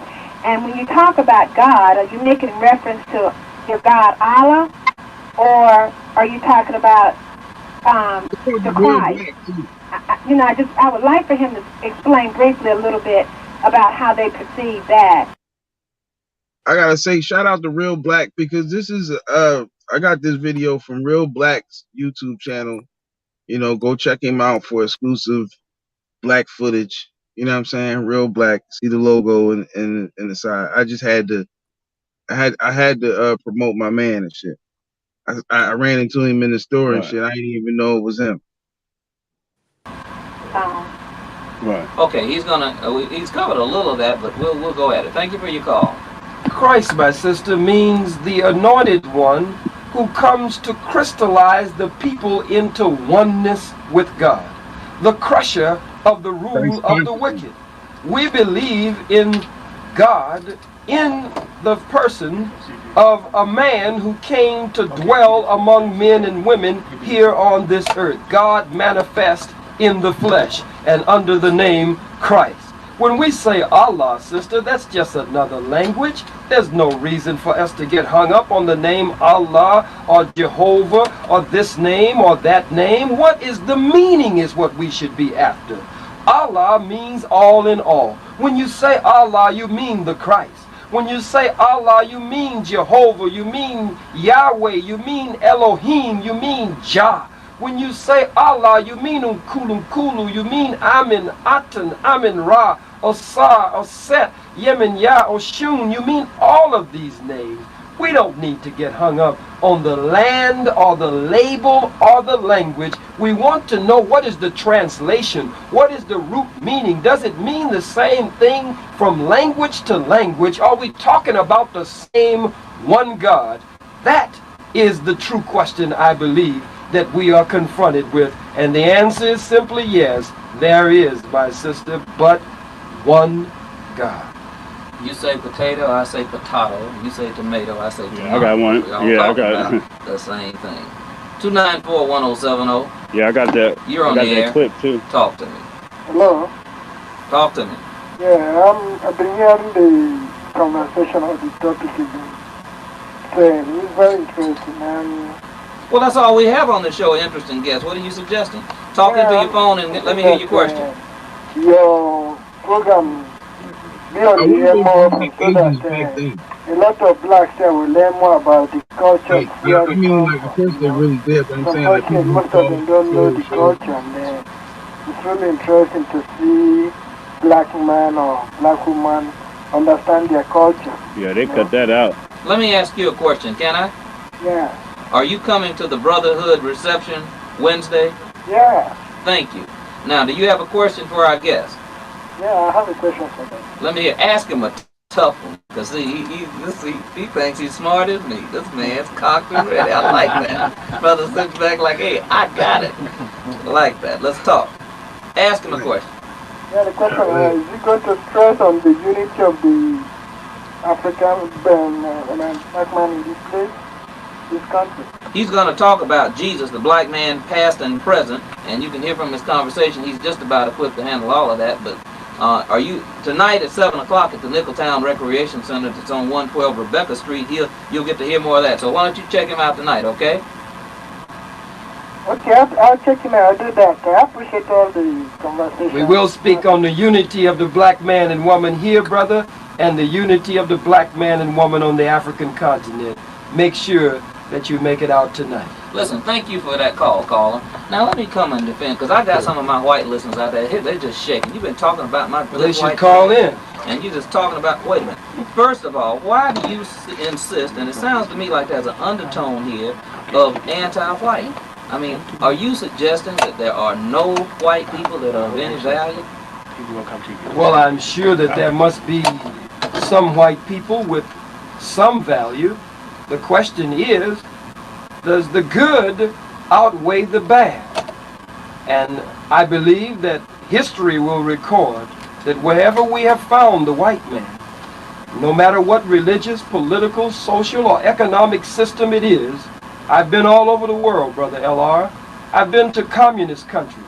And wherever the black-white dynamic existed, I saw the white communists on top and the black communists on the bottom. I've been to capitalist countries, and wherever the black-white dynamic again existed, I've seen the white capitalists on top and the black capitalists on the bottom. Well, let's go into that. Just quickly, I've gone to socialist countries. I've seen the white socialists on top, the black socialists on the bottom. Christian countries, the white Christian is on top, the black Christian is on the bottom. Muslim countries, the white Muslim is on top, the black Muslim is on the bottom. Jewish countries, the white Jew is on top, the black Jew is on the bottom. There seems to be in the nature of the white man that no matter what the system is, the white man will rule through a reign of domination and control, and normally repression and oppression accompany. Now, doctor, if I were to come back for some of my white friends, I would say, well, wait a minute. Seems to me that everywhere you go, they're ruling. Isn't that a divine indication? That, I mean, everywhere on this planet that you visit, white people are in control. What does that say? I mean, doesn't it look like you all are supposed to be the water bearers? Come on, help me with this. If in every instance you visited, the white Muslims on top and the black Muslims on bottom, seems to me like this Christians on top and the black obviously, I mean, white Americans have gotten the mathematical systems down. They have built the pyramids. I mean, they have constructed all kinds of electronic devices. I mean, it looks like it's a white man's world. How can you counter this? What would cause you not to believe that this is in fact the way the gods intended it to be? Well, I do believe that it is the way that God intended for it to be. I don't believe that anything could happen without God's either active or permissive will. I believe that white people were to rule for a particular time on our planet. As it is written in the scripture, that there would be a particular one who would rule and dominate the earth for 6 days. And then 2 Peter 3:8 says, dearly beloved, be not ignorant of this one thing, for 1 day with the Lord equals 1,000 years, and 1,000 years equals 1 day. So 6,000 years the white man was given to rule and dominate the darker people of our planet. Another scripture says, let no man deceive you, for that day shall not come unless there be a separation or a falling away first, and the man of sin will be revealed, which means that his identity would have been hidden for a period of time.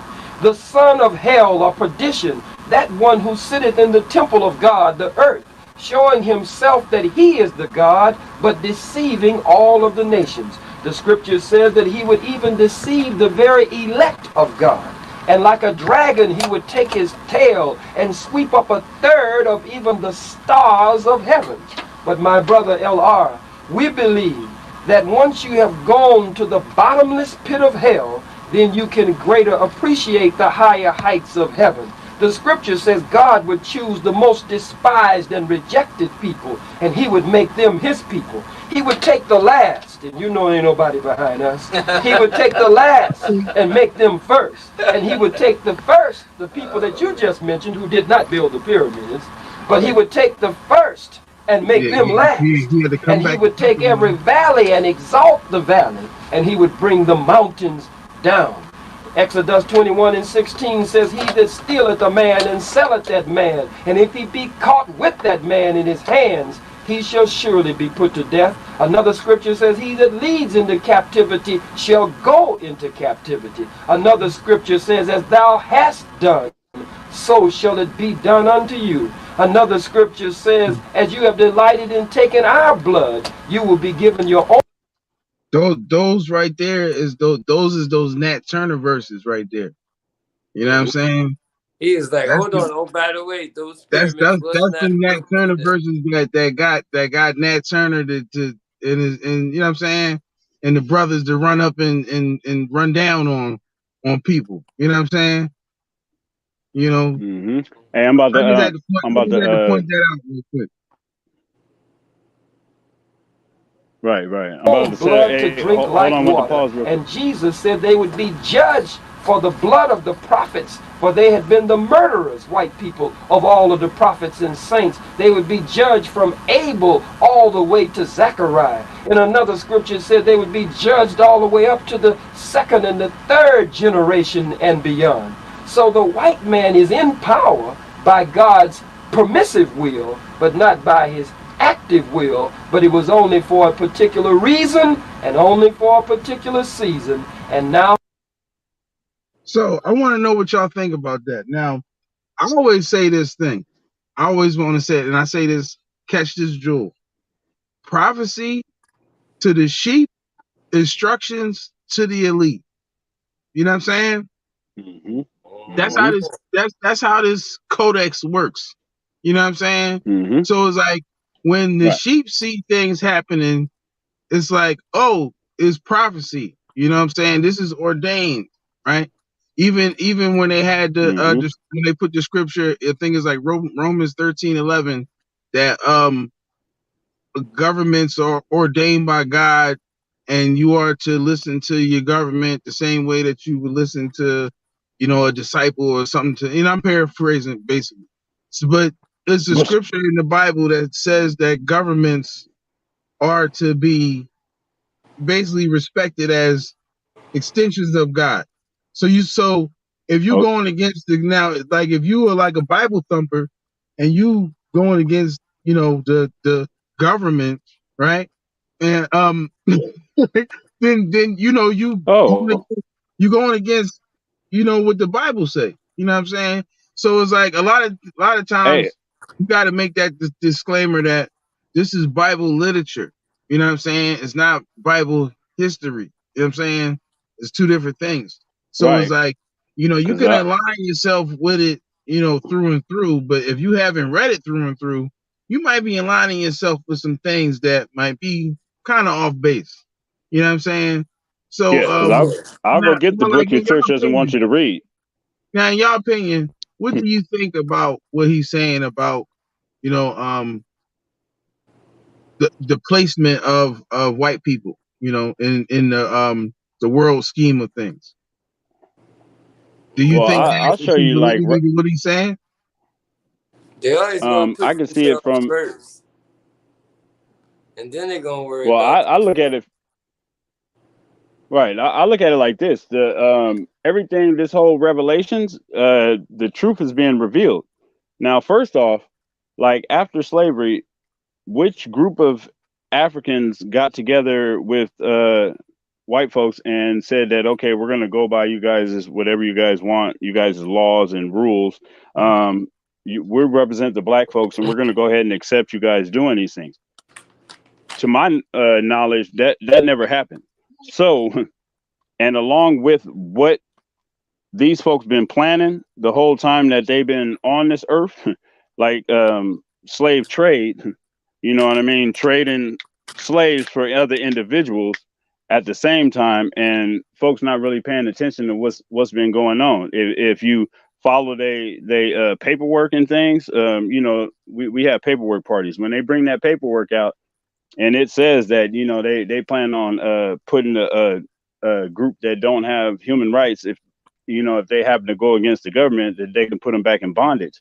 Like if these folks, you know what I mean, if you follow that same paperwork that says you could drive a car and you know you're okay with that, and you vote for these other things, then you probably have to go by their laws and rules when this shit is set up according to the way that they got this shit set up. You dig what I'm saying? So with all these other things, just like when you know somebody's queen died, right? When old girl died, they you know, they trying to put old boy in there as king. These other countries like Nigeria and these other places that they was in charge of, Jamaica, other countries, they want their country back. Africans want they spot back. You know what I'm saying? No more you know what I mean, y'all ruling over our countries and so on and so forth. Everybody want their land back. Go home. That's what it is right now. You know what I'm saying? So the rule of individuals before then, things were happening where other folks didn't know. You know what I'm saying? Like nobody knew that and you know, that the was same people that make Dove soap is yeah, you didn't know the people that make Dove soap own Nigeria. Right. But you know, that would You suggest that you get what I'm saying? Like what you're saying is that would suggest that the reach of the Bible is starting to retract. You know what I'm saying? So because all right, if you got people like, you know, this, you know, this guy that you know the brother Khalid is talking to, you know, I'm not gonna slander him, you know, but if you got people that saying like, well, you know, white people are ordained, or well, at least it looks like it, so why do we fight it? You know what I'm saying? So, you know, so you got people like that in the world, right? And especially like in Africa, where you know a lot of these missionaries go, and you know it's a lot of crazy foolishness going on with Christianity in Africa right now. So you know, if you got these, if you have these verses that you know basically suggest that you know black people should be slaves, they should be subservient, you know, that they cursed by God, you know, and we can get into those verses a little later. But you know what I'm saying? Like if you got all of these different verses and these people being indoctrinated by, you know, Christianity, it you know, what we're seeing is not in lockstep with Christianity, because these people will be bowing down and being like, okay, yeah, here, take it, yes, yeah, you know, because they trying to get to heaven. You know what I'm saying? So if you got Africans kicking people off the land and they like, man, fuck out of here, fuck that, they're not bowing down to that ideology of I'm supposed to be a slave and you ordained, and even if it do look like it, it's like, you know what, enough is enough. You know what I'm saying? Because it's like you can't have it both ways. Like if you wanted to portray yourself like you ordained, and then you wanted to move the new the new Garden of Eden to Mount Ararat so you can be Caucasian and then call yourself Caucasian, and that's supposed to be like you restarted, you and Noah restarted humanity. So all these little tropes that they put in to suggest that they're superior and dominant and they have rights to this and rights to that. You know what I'm saying? Because like when you follow the Bible story, you know, Noah's children repopulated the world and they went different ways. Japheth, Ham, and what's the other boy? I forget his name. You know what I'm saying? But you know, they supposed to had to repopulate the world. You know what I'm saying? So then that would give white people claims to all the world as they repopulate it. You know what I'm saying? So if you got these little things that's infused in the Bible to legitimize their land claims, you know what I'm saying? Because that's really what this is all about, you know, when you get down to it. You know, land grab. Right. So people can legitimize their land claims or birthrights and steal people's birthrights and shit. You know what I'm saying? Steal people resources. A birthright is basically a land claim. You know what I'm saying? So if they doing all of this and they got all these things in place, it seems like, you know, going off of what you're saying, and you know, if you want to continue, you can. That shit is not moving anymore. You know what I'm saying? They try to use the Bible as a deed. You heard me? They're trying to use the Bible as the deed for them. So they're but at the same time, these same people that wrote this book, is still here. So the predictions that they are keep coming up with, because they're supposed to do the whole Jesus in the sky thing, right? Now let me tell you, when these people wrote, look, now, blue beam. yeah. Now Shit. the whole. Now let me let you know how kind of off these people were. Now like in Revelations, the whole Jesus scene. They had to think that it was a flat Earth, because if it was curved, there's no way. How big would Jesus have to be for the whole Earth to see him? You dig what I'm saying? When the trumpets come and all these other people, that scene, how big would it have to be for a curved situation? What happens in Philly, I can't see over here in California. You dig what I'm saying? So how big would that scene have to actually be, and call this thing a globe? You know what I mean? They weren't thinking that far ahead. You know what I'm saying?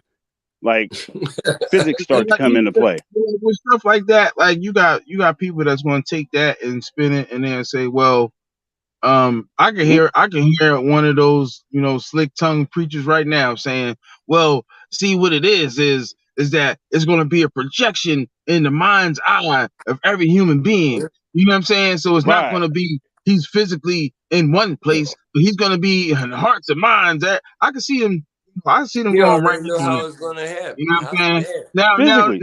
I mean, and to add to that, I just freestyled that, but to give some validity to that, the kingdom of heaven exists where?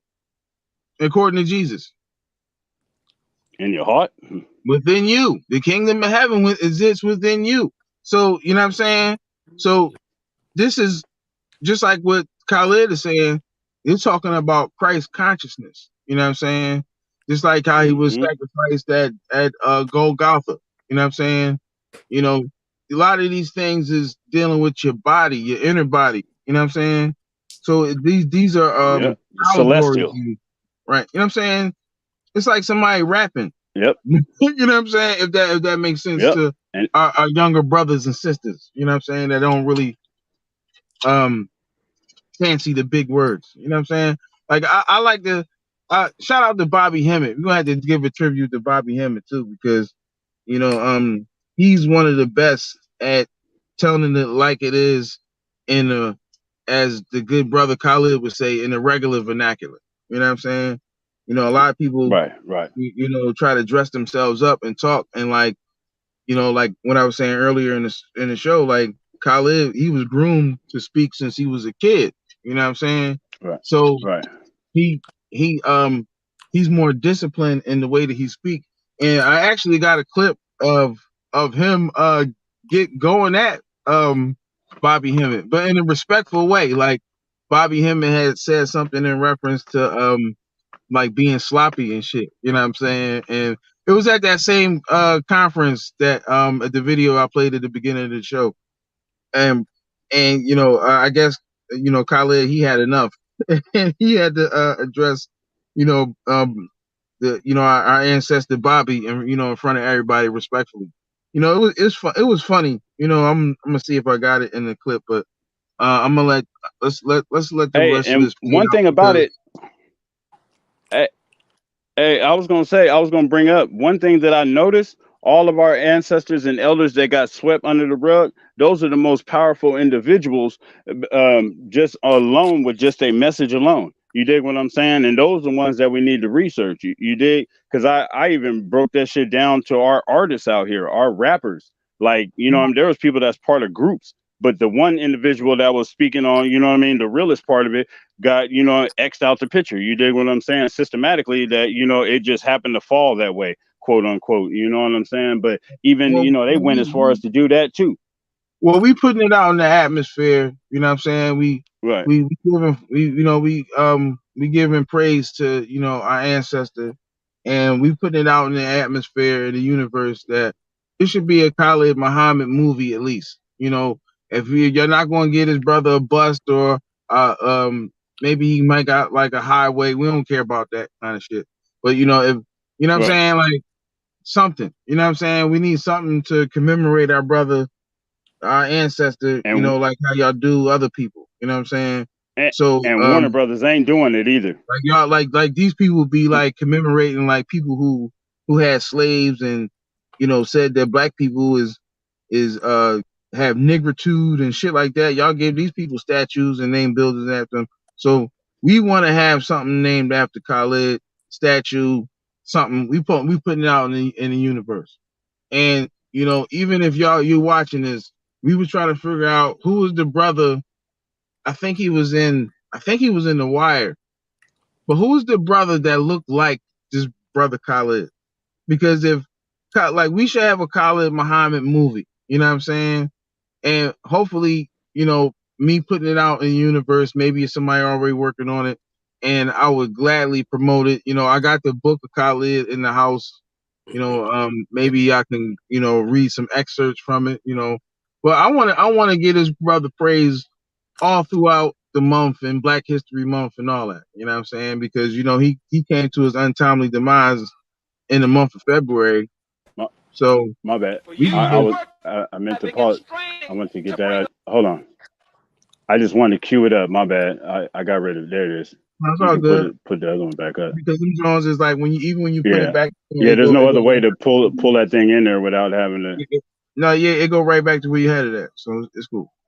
Up, and we are in the Sabbath day of the Lord, the seventh day, and now we must witness the advent or the coming of God himself to remove white people from power. That is why there's a European common market now being formed, where whites realize that their world is coming down and they're beginning to come together, try to form a United States of Europe and a common currency. That is why Russia and America trying to come together, because God's hand of judgment is stretched out over the world of the white man, and he is now going to raise his lowly people up, and we will become the stone that the builders rejected, the builders of civilization. As Jesus, we will become the headstone of the corner and the establishment of a new world order unto God here on this earth. So basically, you're saying that the prophecies are being fulfilled. Being fulfilled as we and sit. It's unstoppable. Cannot reverse it. That was which was last shall be first. There it is. And you saying there's nobody behind black folks. Okay. Now, We're going to try to get in a lot more calls. So one of them ask you if you can, I know it's hard to limit that. I want to pause it real quick because he just made a reference to he just basically used the Masonic term, you know, the cornerstone. You know what I'm saying? And, okay, see, I wouldn't know. Bob Marley. And that's also Lace my boots. Lace my boots. That's a Bob Marley song, right, Rick?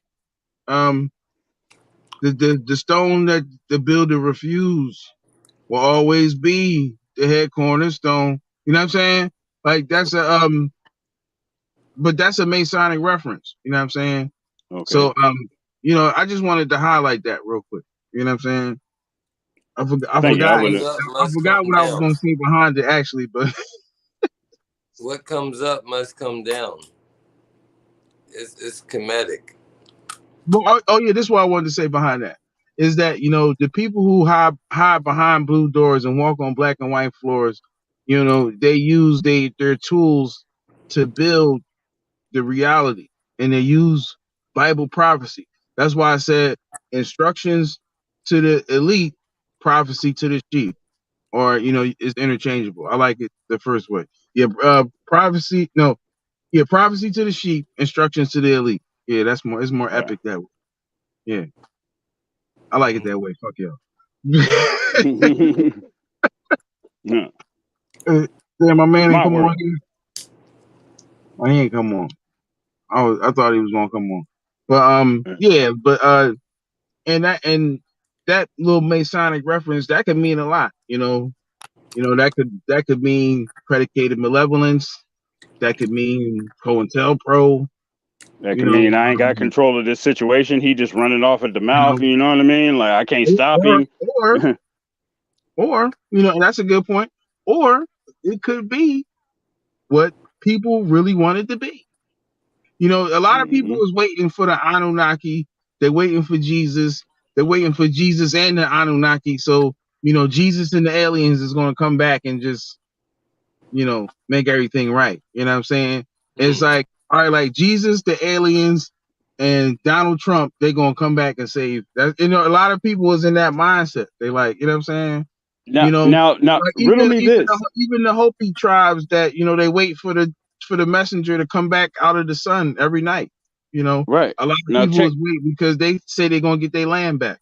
You know, so I don't see no brothers out there with them or no sisters out there with them. They on Instagram, you know, buying shit for off the Amazon and shit. You know, but for the for the you know, sake they're for not the at the sake of solid reservation campus.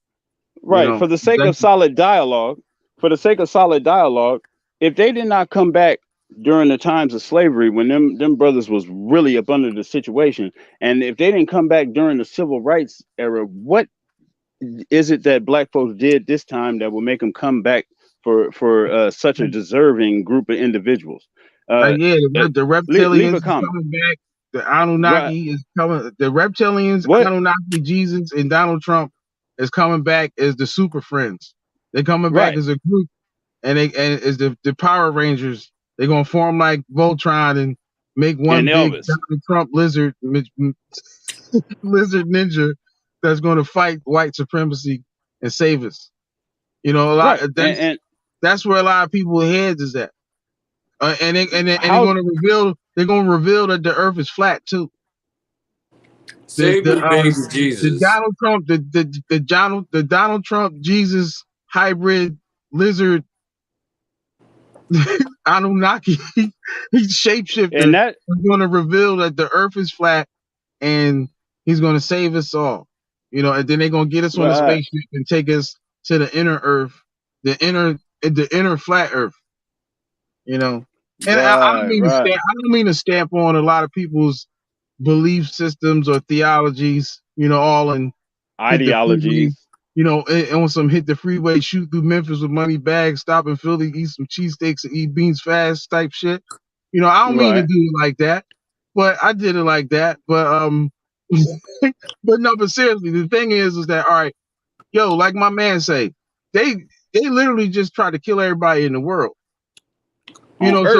if all of these people, if the inner Earth, if the Anunnaki, if Jesus and King Kong and Godzilla and all these other people is watching from watching the Earth and watching humanity get led to the slaughterhouse, why haven't they like? You would think, all right, now is the time to jump in the mix. Like, you know what? All right, Right. these white people that lost their mind. You know what? Hold my drink. I gotta go save humanity. You Right. know what I'm saying? Where's Jesus at? Hold Where's Kal-El, Superman, Black Adam? hold Like my stakes. niggas need a superhero for real. Like on some real shit. I remember when I was a kid, I prayed. I prayed to God. I said, if anybody should be a superhero, it should be me. I want to end global tyranny. I used to say that when I was a kid. You know what I'm saying? And then and it's crazy Hey. because when we used to go to Black and Nobel, right? There was a sign over top of Black and Nobel that used to say X-Men. You know what I'm saying? And we used to be like, damn, like we really like on some like saving the hood type shit. And that building Right. was really like the X-Men mansion, you know. But that's a whole nother can of worms. We ain't gonna get into that, Right. you know, because you Yeah. know, we're not Yeah. gonna get Right. Right. we're not gonna get into that. You know what I'm saying?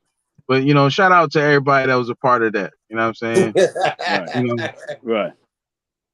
doing good things on Erie Ave, and not just spending money with Michael Rubin and shit. Woo, Mm-hmm. Hmm. woo, Hmm. Things is happening out here. dude. Hey, met a lot of good brothers there too. I did from But Cali. anyway, You know what I mean? we took a detour, but you know we let's get back on track. So all right, we talking about what the brother Khalid is saying about you know Right. things going in an event that's supposed to come back around and solidify people and all that. Now some people believe that, you know what I'm saying? And some people, like the brother that's on the screen, he believed that, you know, these people should be in a situation, you know, clear people should be in a situation where they just have everything, right? And it's like, all Right. right, if people is like, see, and this is the slippery slope here, because if you listening to what the Bible say and you following this story and you like, okay, You know, even if it's like the Book of Enoch or whatever these things are that you holding steadfast to, you're being inactive the whole time. And it's like, that's a hell of a gamble. Like what if who you waiting for don't come back? Like on some Y2K shit. What if he was That's supposed to why do something? that's why, and that's the only reason that I make, that I try to my attempt at levity, or you know what I'm saying, in regards to these different theologies. You know what I'm saying? Right. That's the reason I would do that, because I'm only simply saying that, yo, nigga, it's Joe Clark time. It's cold blue, get the chains off the doors, running through the hallways with my slacks and my megaphone. It's that type time right now. You know what I'm saying? So it's like, man, like the God should be on some Joe Clark shit. Like, get them, the enemy is here, nigga. Like, you know what I'm saying? Like, why is and I'm just saying, like, is it too much to ask you to think that, damn, like, if you sit back and do nothing while this situation gets worse and worse and worse, and what if who you waiting for don't come back, yo? Right. Just like Martin's speech when he said that, the goal was for the whites to hold hands and, you know what I mean, sing free. He was like, what if they don't want to hold hands? What you do afterwards? What are you supposed to do if they don't want to do that shit later on? You dig what I'm saying? We at that point. They showed you what they want you to do with your hands. What is faith? What Put is that faith shit in your pocket. Work? What is faith without works? What's words without action? Rick, what is that? Rick, what's faith It's without dead. works? Faith without works is dead. Now, Rick, can you tell us? Can you reiterate this story that you told to me before, when this was like at the head of COVID, when all of this Blovid shit was happening? My fault. But when all of this Blovid shit first started happening, you told me that you had a conversation with your peoples, and it had to do with, theology. I was trying to bait you to tell that story. I don't know if you're reluctant to tell that story, but would you like to share that story? Oh yeah, yeah. We'll slide the banner on there too while we at it. They shut it down at the COVID 2019 and did the preaching work. So I told him, I was like, it's over, man. Matthew 24:14 has been. Now, who you talking to? Who you was talking to? Oh yeah, I was just talking to my parents about the whole thing. Like, it wasn't like how during World War II, right? They had the purple triangle. People was thrown in jail because they didn't listen, and well, they told them that they can't preach, so they said, I'm still going to preach, and then they threw them in jail. But right, this time it happened in Korea. I saw it happen in Korea first. The preachers was like, no, we're gonna still have our people go to church. It was in South Korea, and then they got in big trouble. Like the preacher had to like go on national TV and say, oh, I should have never said that. I apologize to everybody. Put on your mask. Right. So around that same time, that's when I saw it. I was like, I wonder what, is this going to stop the work? The whole Matthew 24:14 thing. Right. And what does Matthew 24:14 say? It says this good news of the kingdom will be preached door to door and all the heaven and earth, and then the end will come. So, right, and then the end will come. Yeah. So whenever the preaching work stops, then. So when the preaching work stops, the end will come. It doesn't say the preaching work will be. It will be a brief intermission, and then it'll pick up, and then the end will come. They don't say that somebody gonna lock the doors and chain the doors and scare you into wearing a mask and not congregating, as the Lord intended, but kind of like how the Lord intended. But you get what I'm saying, like, you know what I'm saying? Because the spirit of the Lord doesn't dwell in buildings. You know, I don't know Right. what verse that is, but it's in there. You know what I'm saying? So you know, Yeah. every sermon that Jesus held was outside on a mound. You know what I'm Hey, and one saying? thing about it, if you say it in this sharp, we fit that in there. You know what I mean? That ain't got to be in the basic instructions But before leaving somewhere else. You know what I'm but saying? You say it, right. But the thing is, that's between us. the thing is that you know these people locked the door. Like that's a part of the agenda that they said they was going to get rid of religion. You know what I'm saying? Right. And Right. they locked the doors. They didn't allow you to congregate to the point where most people just stop going. They don't even go. They just don't even like they did that shit long enough that a lot of people just stop going to church altogether. You know what I'm saying? I worship from Yeah. home, or I watch it on TV, or I'm watching Netflix on Sundays, or I'm playing internet bingo or something. You know what I'm saying? A lot of people just like picked up some other habit, like fuck it. You know what I'm saying? Hey, Because these hey, motherfuckers was won't there a let me go time? in. Look, they won't let me go in, and I'm scared to go in. You know what I'm saying? People were scared to go in. You know, and like at the Right. head of this shit, I said that shit. Um, and I'm gonna say it in a PG way, because that you know what I mean, because you know we get in trouble. So I said that no weapon shall be formed against God. I guess they Mm-hmm. wasn't talking about biotech. You know what I'm saying? Let's say it like Right. that. Right. You know what I'm saying? You know, They so weren't. because that could be anything, right? Right. Biotech, that's not really putting a stamp on anything. That could be anything, you know. Right. So and that's one thing that people should have been should have considered with that shit. But it's like, all right, if you believe in the word of God and you believe, you know, all of that shit, you know what I'm saying? Every time when people had an ultimatum, they either stood up and took it like a G, right? And I'm not talking about going to the Poconos. I'm talking about facing the sword. They stood up and took it like a Right. G, or they fled. You know what I'm saying? So like, you Yep. know, whether Mm-hmm. you're talking about the Assyrian exile, or you're talking about Jewish people in the 1400s. You know what I'm saying? Asterisks. You know, so Asterisks. like even like with the whole Columbus shit. You know what I'm saying? Like they say Asterisks. Columbus sailed the ocean blue in 1492, but what they didn't tell you Asterisks. is that they was persecuting the Jew in Mm. 1492, and and Mm. and that and that he brought a lot of Jewish people over. You know what I'm saying? To Right. with him, Asterisks. right? Asterisk all in this shit. You know what I'm saying? You know, we Yeah. touching a lot. We touching a lot of things as we go. Shout out to Khalid Muhammad. Right. You know what I'm saying? You know what I mean? But Yeah. you know what I'm saying? Like And these people, and they speak. fled. Like they didn't say, you know what, I'm gonna stand. I'm willing to go to heaven right now. Just like Khalid said, you know, when that Pope got sick, they went and got the best doctors they could find.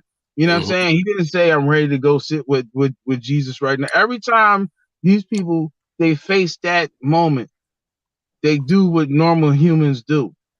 And we've seen what that shit happen all around the world. People just threw in the towel, no matter what subscription they got, no matter what religion they is. They threw in the towel on that Mm-hmm. shit and was like, "Fuck it, I'm scared to go." They said I can't go. I'm You out. know what I'm saying? Yep. You know, you had a couple people who cut the chains off the doors, who went and worshipped anyway. They got beat up, they got choked out. You know, some of them people they Mm-hmm. said they even caught blovid and they got sick and died. You know what I'm Yep. saying? You know, Suddenly. you know, these people really attack people's belief system, and they made you prove yourself. Do you really believe this shit? You know what I'm saying? Yeah. You know, Was it's there a like time that the whole country prayed? Was there like a how we time that they started just said, "Look"? I'm just this throwing that question. conversation. You Go ahead. know, with the Africans that's kicking people off the land. They don't feel like those people are like, you know what I mean? Like how this brother is saying, they don't feel like they ordained. At least if they did, they don't feel like they ordained anymore. You know what I'm Mm-hmm. saying? They can't. Right. If you had to throw up that many obstacles, I mean, not to mention a 500-year head start, 600 year, whatever number you want to apply to that. You know what I'm saying? If you had that much of a head start and you threw every obstacle possible to make sure that it was even probable, knowing that it was written against you, knowing that you was the group that they was talking about that was going to do some dumb shit and the shit wasn't going to work. You dig what I'm talking about? So if this happened to be you, you know what I mean? Y'all still went along with it. That's the best plan you can come up with. That was the best shit you could do. But see, you know, And newsflash, the Congo kicked out the Roman Catholic Church. oh, man, everybody kicked out a whole lot of people. Like, I've been doing a lot of history. Like, you know what I mean? We're going to make this about the brother Khalid Muhammad. This is what Khalid was talking about. Right. All he of was this. talking about like how the, black people were. Right. Go ahead, Rick. Go ahead. Right. He was talking about how black people were going to come up. And during this time, Gaddafi was still alive and Gaddafi was getting shit together. Mm-hmm. He was doing it. Mm-hmm. But he ain't know that Gaddafi was going to die. But this was happening now with the BRICS unit, the BRICS organization, Brazil, Russia, India, China, South Africa. That thing. You mean all the countries that ain't going for their bullshit?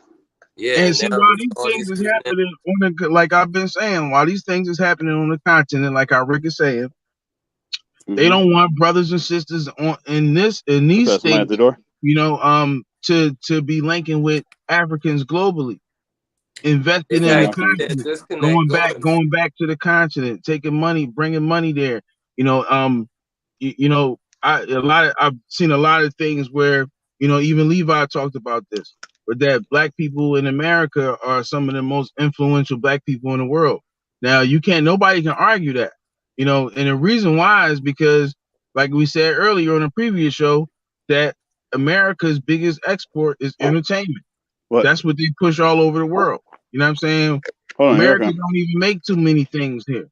I don't even know what we make here. Maybe I don't even know. I ain't even getting into that. We had to go with that'll be another show. What do America actually make here? You know what I'm saying? But entertainment is the biggest export. So black people are the most influential people in the world. So if we I want to highlight that a little bit. I want to give you. Yeah, I'm gonna pass off to you. You know what I'm saying? So like, you know, because of that, because we influential people, right? Like, it's literally like the people on the continent are waiting for us to link with them.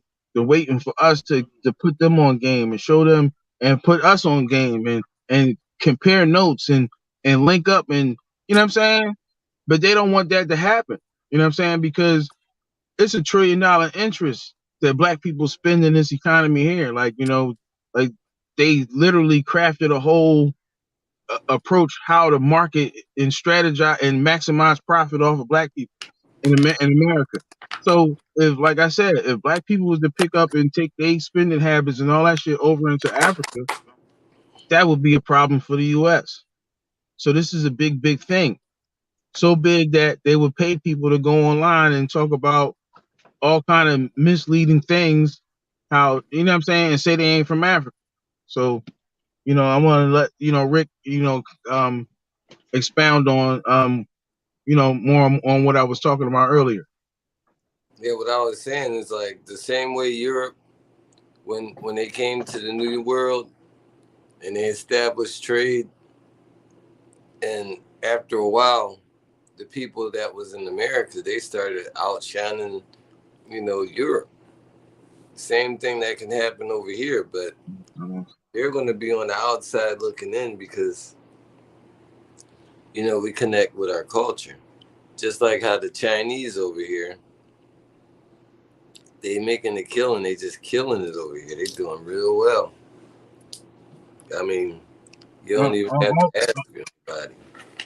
Yeah, all of these people who do for self, they show us the blueprint. You know, we just gotta be wise enough to grab it. You know what I mean? Stop being in our feelings and just pay attention to what people doing around you. Ask them questions. You know what I'm saying? They have a connection to their homeland. That homeland is hooking them up. Yeah, but I'm saying like while we watching these people build and connect and form and alliances all around us, it don't like a lot of times we act like these people are unapproachable. You can ask them, how did you get this? How did you get this building? You know, like when a lot of people say that when Asians and different people come here from different countries, that the government just automatically just giving money. Now we have seen incidences where that happened, especially in the past recent couple months, you know, with the Ukraine shit. But one thing I did learn about Asians is that they have an embassy, you know, kind of like place to where they go, and they have a community that puts people on. You know what I'm saying? So when They people got come over so here, when people come over here, it's their people actually putting them on. And a they lot of got people so many. believe that, you know, the government is like, here's a couple thousand, $100,000, and here's a building and all of that. Like they getting that shit from they own. So when you start to ask these people questions, well, how did you get this or how did you get that? You can really get the blueprint of how to improve your own situation. You know what I'm saying? Like, you know, a lot of people want to like, turn up in the streets and protest and, you know, kill glass and shit like that and still, you know, material bullshit. You know what I mean? But that's not getting us nowhere. You know what I'm saying? You know, we had to move in a more strategic way of ownership. Like I never forget where I seen this clip. I think it was on Madam Secretary or it was Designated Survivor, where the Asian boy was talking to I think it was Madam Secretary. He talked to the Secretary of State, and he was like, when he said, "Well, when we come for you, we not gonna come for you with bombs and guns. We just gonna repossess you." Mm, You know what I'm saying? People, what they mm. saying? We just gonna repossess you. You know what I'm saying? So it's like, you know, just like Kanye said, America is for sale. You know what I'm saying? So with all of this shit that they be having us arguing about on TV, any one of us can put money on the table and buy whatever the fuck you want. You know what I'm saying? Land, whatever. Because money talks in this country. So they get you hung up, and that's one of the reasons why they would do all of that shit on TV. Is they get you hung up on that shit, so you're not taking care of business. You know what I'm saying? So you mad and you go out in the street and you get locked up and shit like that, but you ain't making no money. You know what I'm saying? You ain't doing nothing to improve your situation, to buy your house or buy your neighborhood or start a business. You know what I'm saying? You're These are the things. distracted from going striving for Right. sovereignty. Right. You're distracted for striving for sovereignty, and that's what you're supposed to be doing as a man, not anything else. Like you should be doing Not, things to establish your kingdom. right. Not letting people gaslight you. You know what I'm saying? Mm-hmm. But, you know, let's where we at in this video at? Like, this joint almost done. We're gonna go through this, and I want to play audio of the last message from Khalid. You know what I'm saying? But you know, Okay. let's And listen to this. before the last message, could we throw in the one about the giving the credit to other folks? I wanted to throw that in there if that's not part of his last message. You gotta I want to get into the clip that you got. So let's wrap this up. This joint is basically almost done. For sure. We're going to have an expanded edition here of Hot Topic, so we're going to be on another 30 minutes. But we're going to go, and I want to get as many of our callers. Yes, sir. A lot of people have to go back to work. I think we can do that. You're on the air. Talk to me. Talk to me. Yes, this is Lucia 1000. I want to say assalamu alaikum to Brother Khalid. Walaikum salam, my sister. And want to thank those in the Hot Topics family for expressing their condolences for my father's having passed. And to announce that in solidarity with raising the consciousness of the black community in Greenville, the Laundrette Community Speak Out will be meeting with the Nation of Islam this evening to hear Brother Khalid as opposed to its regular Monday night meeting at the Laundrette. Okay. I would ask Brother Khalid to speak to the reassignment of 354 counterintelligence FBI agents being assigned to 39 cities in the black community, 39 cities across the country, and we know that that's going to be the black community, 3 of which to be assigned to the state of South Carolina, joining with DEA, the so-called Drug Enforcement Administration, and the so-called alcohol and firearms agents in what I term a public phase of COINTELPRO, and why the black community ought to be very concerned about this. Okay.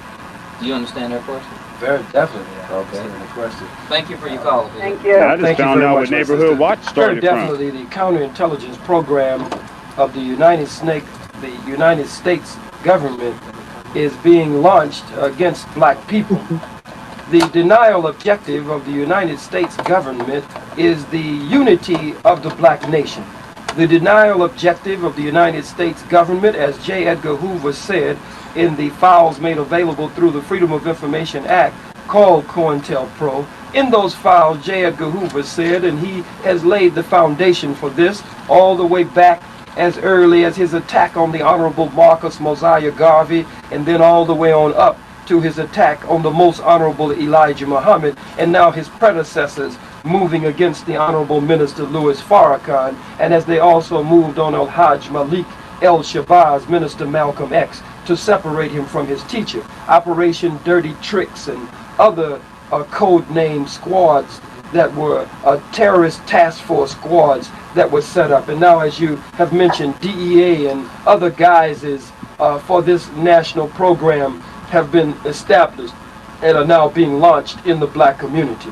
What they are doing, my sister, as you seem to be right on top of it, what they are doing now is creating in the news and creating in America's Most Wanted and other programs, they're creating an image of the young black male being a terror and a terrorist inside of America, and being one that they must focus everything that they have on.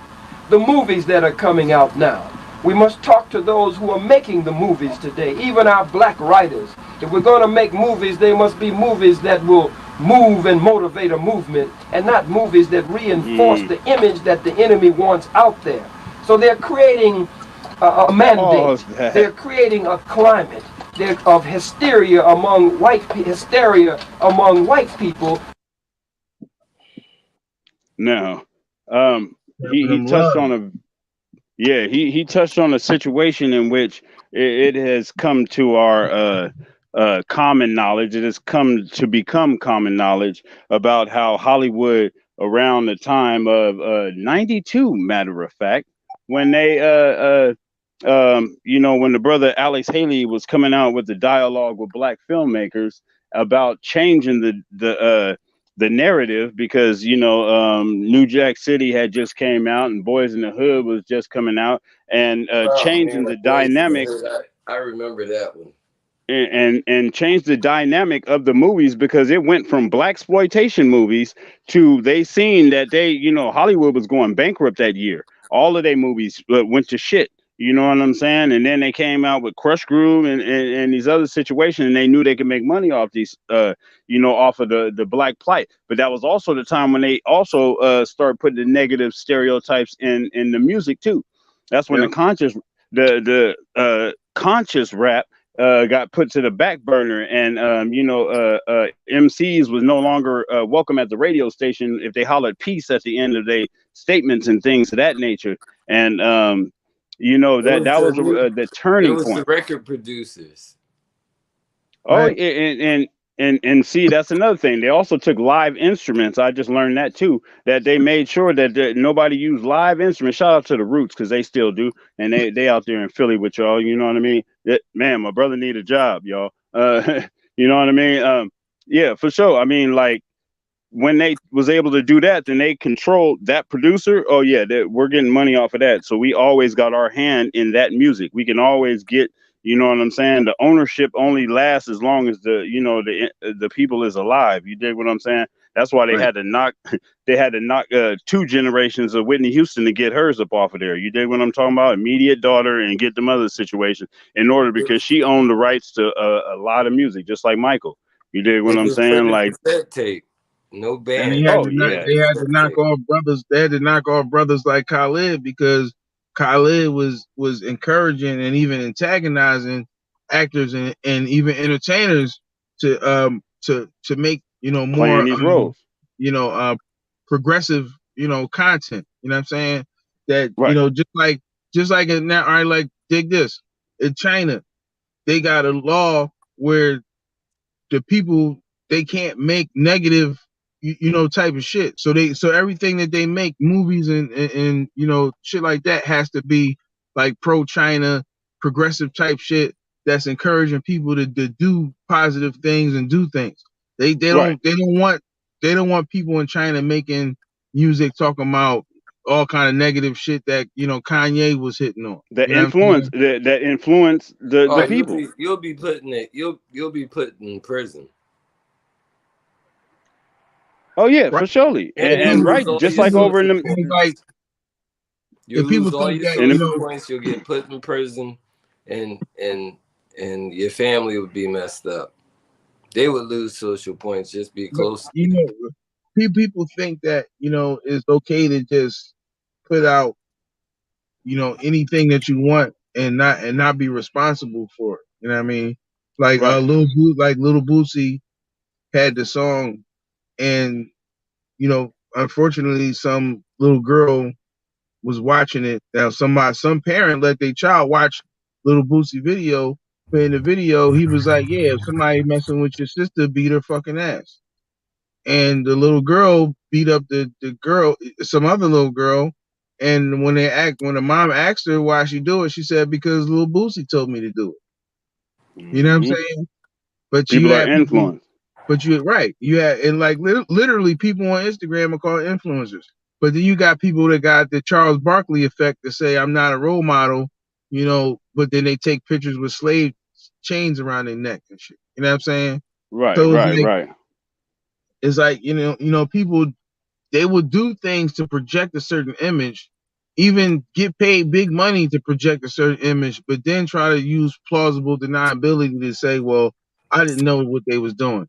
When you're doing something demeaning or belittling, when somebody is, trying to stamp you with some racist tropes or some shit. You know what I'm saying? And these actors and entertainers, they go along with it all the time. You know what I'm saying? And so when you got brothers like Khalid, when you got brothers like Khalid that's willing to go meet and talk with these people, call them out. You have brothers like Pac that was talking about, yo, we need to start, putting out more positive music and making people, put out more positive music, and people who want to do that kind of shit, tax them and shit like that. These different type of strategies was being talked about. So when they seen people talking about these things, just like what the sister was asking that question, they had to do something about it. You know what I'm saying? Right. That's a threat. He's gonna go in on this topic, and it's crazy because this video came out way it's like a lot of times we see the magic, like like I gotta get a credit, the ancestors is with us, because this video just came out to be something real good and real dynamic, and it was like it wasn't even no script. I just randomly just picked this video. I just wanted to give praise because Khalid is that thorough that you can just pick a random video and he gonna give you some dope content. You know what I'm saying? So I just literally just picked a random video, but it ties in with a lot of things that we've been talking about, even in the past, and even as of recent, like the past couple of days. These are the things that people will be arguing about online. I've been calling out, this type of behavior online, on social media, on Instagram, so these things are still prevalent. You know what I'm saying? Yep. And shout out to the Dialogue of Black Filmmakers, everybody that's in there that actually function, because that message was out there. Like Alex Haley was really trying to let everybody in outside of Hollywood know that it was a wrong direction. Like the brother Michael Schultz that wrote Car Wash, you know what I'm talking about? Like they interviewed him. They asked him about is it hard to become, being a director and things like that. He's like, I don't take movies that they want me to, I get a lot more gigs if I took these, these stereotypical roles and, played the situation. And he said that, he wanted to be like the the other brother, what was it? I don't want to misquote him, but he said the brother, they told him, they was like, man, we'll offer you $1 million for the script, for his movie. And the brother was like, well, I want a black director. He was like, well, we'll give you half the amount of money, if you take the that you want for it, if you want a black director. And shit. He was like, do you change the price of a Bentley? You change the price of a Rolls Royce by the driver. You know what I mean? By the person that's gonna buy it. Nah, give me my $1 million or I'll walk. You feel what I'm saying? And people having that type of integrity, and not just taking the money, you know what I'm saying, and running with it because take the money type situation. Shout out to Gerard Carmichael for his spillage. For the most of what I've seen, that was up in the Twitterverse, if that's what you call that area over there, and for him being able to speak out, or speak up.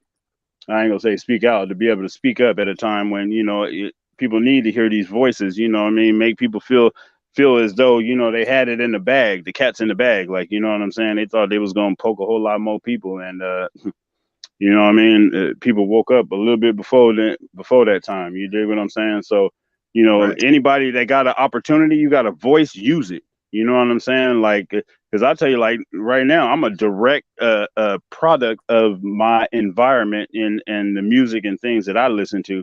You know what I mean? Like a couple of my favorite artists, I thought they were serious about some of the things they was talking about. But you know what I'm saying? Like being a direct influence, I kept the good attributes and got rid of the bad, of course. But you know what I'm talking about? Like the whole thing is that we're already generations into the next ones. You know what I mean? Some folks only listen to Luther Vandross and David Peaston and Freddie Jackson, so they all only know love and shit. You dig what I'm talking about? Yeah, they only knew Teddy Pendergrass and you know what I mean, the slow shit. You feel what I'm saying? But then since then, Planet Rock came about, and music took a turn. And the thing is, the people didn't stop making music that was positive. They just stopped letting you have access to it. You dig what I'm saying? And you know what I mean? Like once they labeled it conscious rap, I used to always hit people with the what you listen to, unconscious rap. You dig what I'm talking about? Like, and you can't make something like that and then not be willing to deal with it. You dig what I'm talking about? And right now, a lot of them artists and stuff like that is bringing it full circle. Cause like the brother King Crooked Eye, how he say, even gangsters evolve. You dig what I'm talking about? We're in an evolution period. So no matter how gangster you think you are and all the shit, you must evolve into what is asked of you, what your destiny is supposed to be. You know what I mean? You can be hard as thick as you want, but then we got to get together and we got to be hard for the purpose of shooting that shit in a different direction. You dig what I'm talking about? Right. And like people can betray themselves in a masculine way without it being demeaning or derogatory to your own people. Imposing. It's like, it's like, man, I want to address the elephant in the room just like Khalid would. Right. Many brothers make videos about you rising up against their oppressors. How many brothers is making videos about killing clear people and shit like that? You know what I'm saying?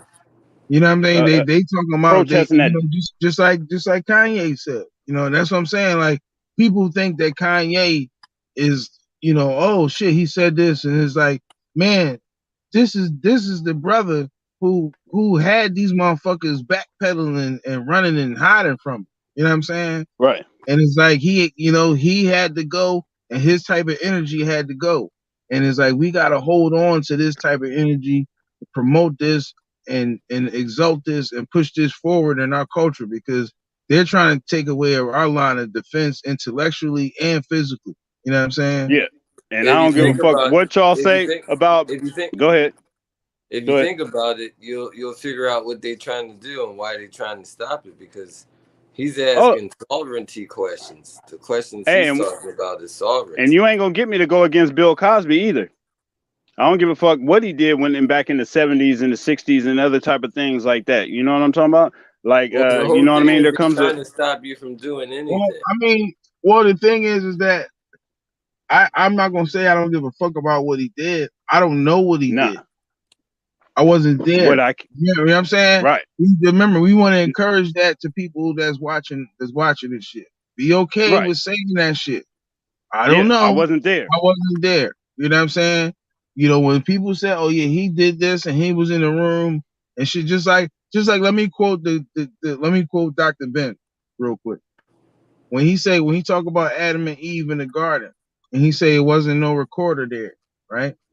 Mm-hmm. It was only Adam and Eve in the garden. So how would somebody be able to write what happened in Adam and Eve in the garden if they was the only two people there? Right. Now, of course, I could see some slick tongued pastor saying, "Well, the word of God has inspired these people to write this story, and this is how they knew what the people was doing in the Garden of Eden, and blah blah blah blah." Right?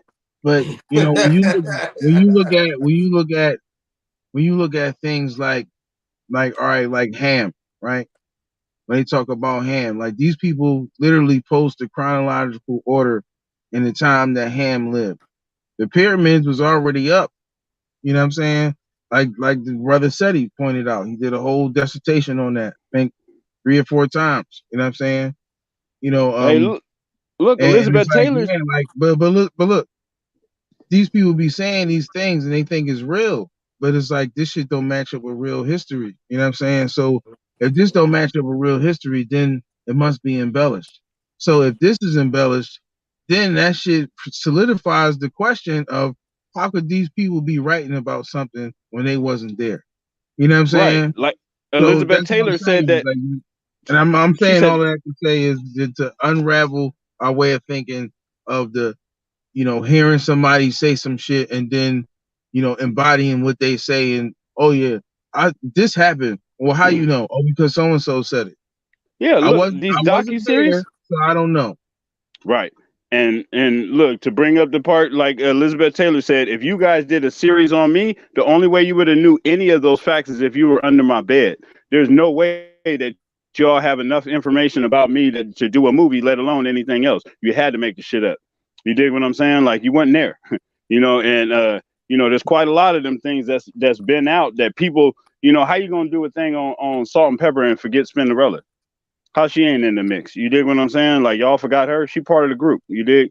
So I But I mean, do, want to say in reference to what our ancestor is talking about right here is that, and also in the context of I wasn't there, so I don't know. It's just like in the streets when somebody, a lot of the word agent gets thrown around a lot, right? I would be guilty of that too, throwing that word around. But just like in the street, like when you call somebody a rat or a snitch, you know, those is incendiary, divisive words that are to be used carefully, because to say that about somebody and not have proof, that's a problem. That's a violation even. Character You know what I'm saying? assassination. So right. yeah, that So get it's like, yourself killed.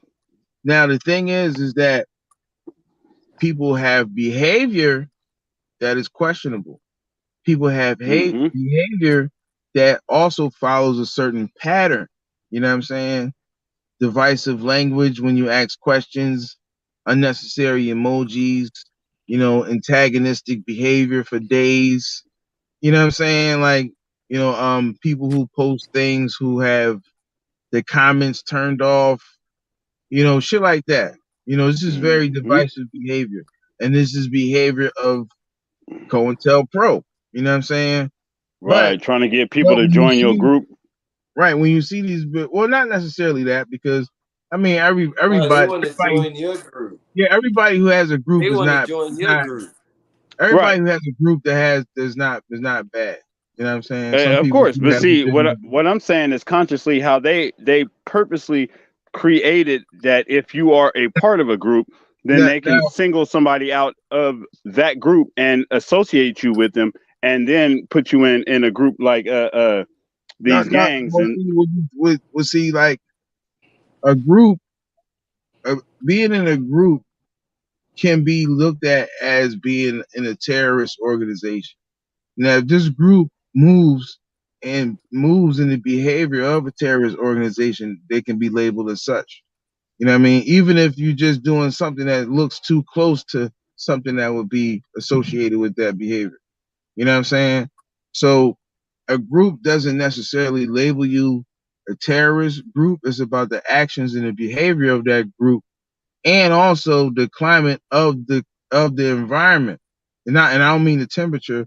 I mean, you know, that color code climate. You know what I'm saying? Like how when Ye was talking about DEFCON 3 or whatever. Like, you know what I'm saying? Like that's like a level of awareness, a warning in a climate, in a national climate or whatever. You know what I'm saying? You know, it's a heightened state of security, basically. You know, so you know, the environment that we in, if you do certain things or conduct yourself a certain way, you can be labeled a terrorist organization. You know what I'm saying? You know, like, all right, like people who go to church in a religious group, that's a group, you know.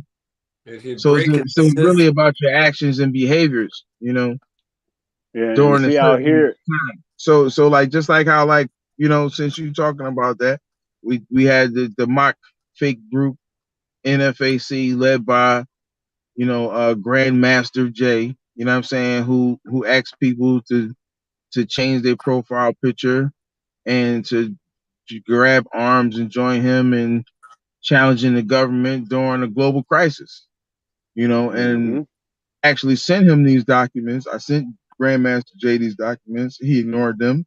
I called him out on his page, on his live stream. I did a live stream. He commented on it and said, "Yo, Pill, what is this?" I sent him the documents again. He looked at them and didn't say nothing. And then, you know, he gathered up people's names and information and all of that, maybe right? he works for And then he led people to pass the Georgia Guidestones, which was eerie, you know, women and children, you know. And then he was arrested for pointing a gun at some alphabet people, you know. So now that he's arrested, you know, they would investigate him, take all of his shit and all that. So all the people who gave their name and information, they got your name and information now. You know what I'm saying? Right, So when right. you did certain things that he told you to do, it was like you was a part of that organization that could be viewed as terroristic.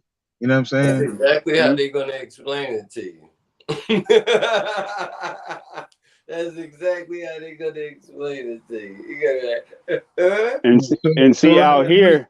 So let's I want you to after you finish your point, let's finish the Yeah, rest get of the back video into. because I want to get to that clip that you got. Yeah, because see the point being, because out here, you know, you know, people gangbang, so they already, you know, linking people to you know, what they calling you know, they say that people have perceived racism and you know, perceived police violence and all these other things. There's a specific you know, title for these things too. We get into that, but like you say, you want to finish that part, we're gonna get into that and this about the brother Khalid Muhammad. But I do got that queued up. In the process of putting that on there right there as we speak. So you know what I mean. That'll be queued up for the next video that we do, and We leave it standing like. on the shoulders of a giant right now. So we just piggybacking the things that he talking about. So Right. yes we put together this particular video as paying homage to our ancestor today. But the topics that we talk about are the topics that he's been talking about. You know what I'm Right. saying? There's So nothing new under the sun. all of this coincides together in almost ordained fashion. You know what I'm saying? Like it was meant to be. You know what I mean? Right. So, you know, I appreciate this moment right here. You know what I'm saying? So, you know, let's finish the rest of this clip and let's get to the next one. Right. That will justify. They say drugs have gotten out of hand.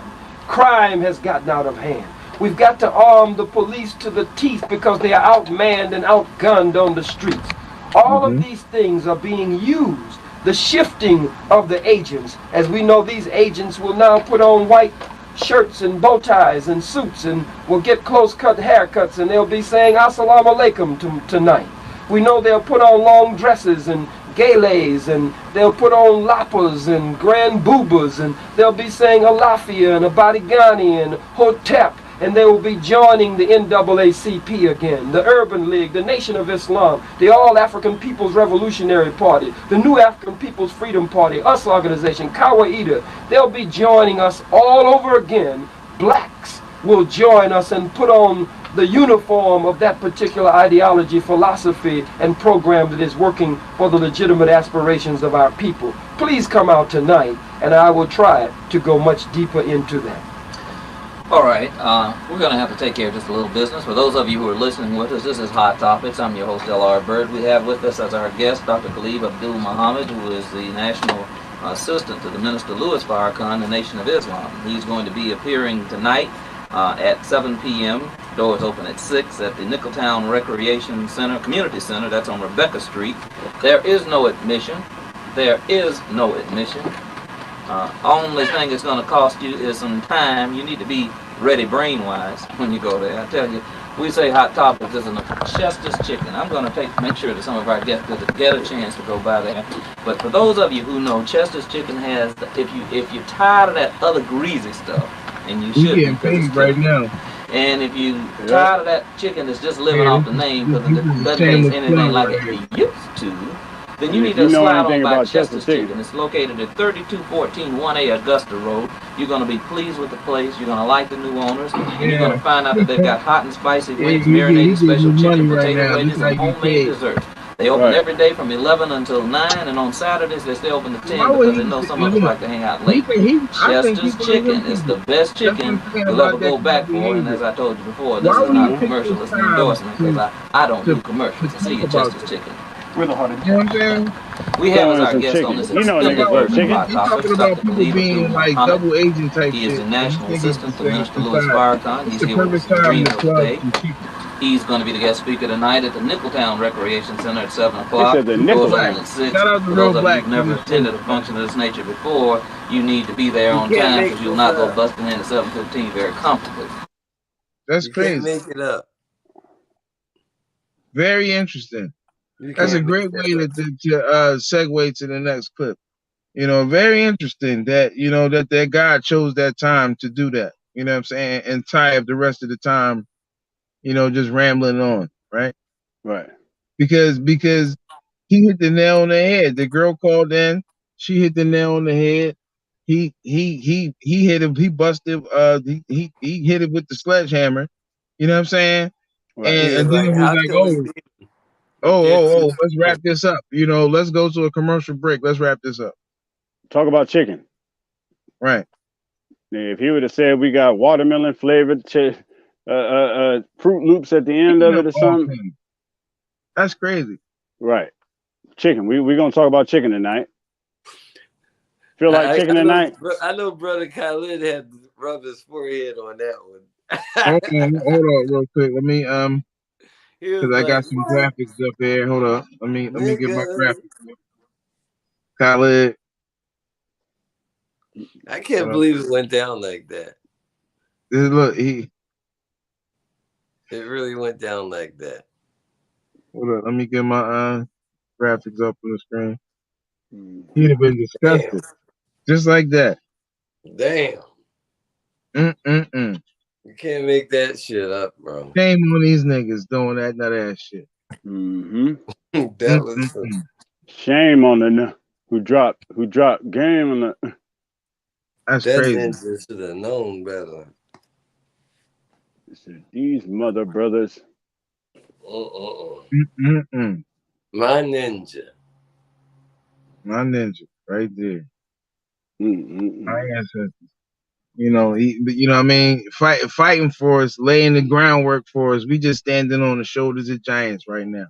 Now, the thing is not to be wanting to take selfies with the giant and admiring the giant like, oh, shit, I'm on the shoulders of giants. Now, it's so that you can see further than the giant. So you can do the work the giant started to continue it. You know what I'm saying? Right. You ain't get up on the shoulder to just take no selfie and say, to tell your friends. Like, come on. Yeah, you know I hope you fall off the giant. You take a selfie on top of the giant. But right now, as it looks, we on the shoulders of giants right now. Right. You know what I'm saying? And our ancestor is looking out, just disgusted with, what's going on in the world today. Just disgusted. But the thing that's going on in Africa, man, is changing everything. If the EFF get in charge of South Africa, I think everything going to change so fast, people ain't going to be able to keep up with it. Like I'll be thinking about like, damn, how people be saying somebody turning in their grave. I'll be like, damn, our ancestor probably turning his grave, looking at these people at buck dancing and all this other shit out here, man. Right. All this crazy, like it got real crazy. Like when Khalid was bringing that heat, you know what I'm saying, in the 90s and the early 2000s, like imagine if he was still alive today. Like, you know what I'm saying? Right. Like we watch ancestors like Dick Gregory go from super cool to like, you keep talking, man. Yeah. Shut the fuck up. You know what I'm saying? So it's like, just like our ancestors said, to be black and to be conscious is to be in a conscious state of rage. You know what I'm saying? Right. And it's like, some of us learn how to tame that beast and use it to our advantage. You know what I'm saying? Tame it But we look out at the world and just be disgusted, like, yo, what the fuck is going on out here, man? You know what I'm saying? The best way to handle it is through actions and building the environment that you want and showing people how to live. Be like, yo, this is it. Then people be wanting what you want. You join together. Next thing you know, you got a tribe. That I am God. And I have heard your moaning, and I have heard your groaning. And I will come and dwell among you and show you that I am your God. We're going to drop it at 3, and we're going to go into the 4th The scripture says that after the 400 years of slavery, suffering, and death in a strange land among a strange people, that God says, I will gather you up like the grains of the sand on the beach. And I will gather you up into a land of your own. It goes on to say that I will judge that nation. I will judge that wicked nation that would have oppressed and afflicted you for 400 years. Now we're at the reparations point. Then it says let me find the exact verse. Oh, here it is, the 14th verse. Go ahead. And also that nation whom they shall serve will I judge, and afterwards shall they come out with great substance. Yes, God. I will judge that nation, God says, that would have oppressed my people. Is that right? That's right. Talk black to me. Is that right? That's right. That would have oppressed my people, would have afflicted my people, and they will come out with what? Great substance. With what? Great substance. They will come out with great substance. The great substance here that we're talking about is the reparations of God Almighty. That's it. In the scripture, it speaks of our condition. 400 years in this strange land. Now, you've got to admit that America is strange and the white man is a strange man. So it's a strange man in a strange land, and we are the people who have been brought here. You see, our sister who smoked it, our strong attorney sister who studies reparations law and teaches reparations law, and everyone that has spoken to us from RNA, the Republic of New Africa, from NCOBRA, from the National Conference of Black Lawyers, all who have spoken to us have given us what we need today. But I must say, it is important to talk. Yes, it is. Talk ain't just talk. Thank you.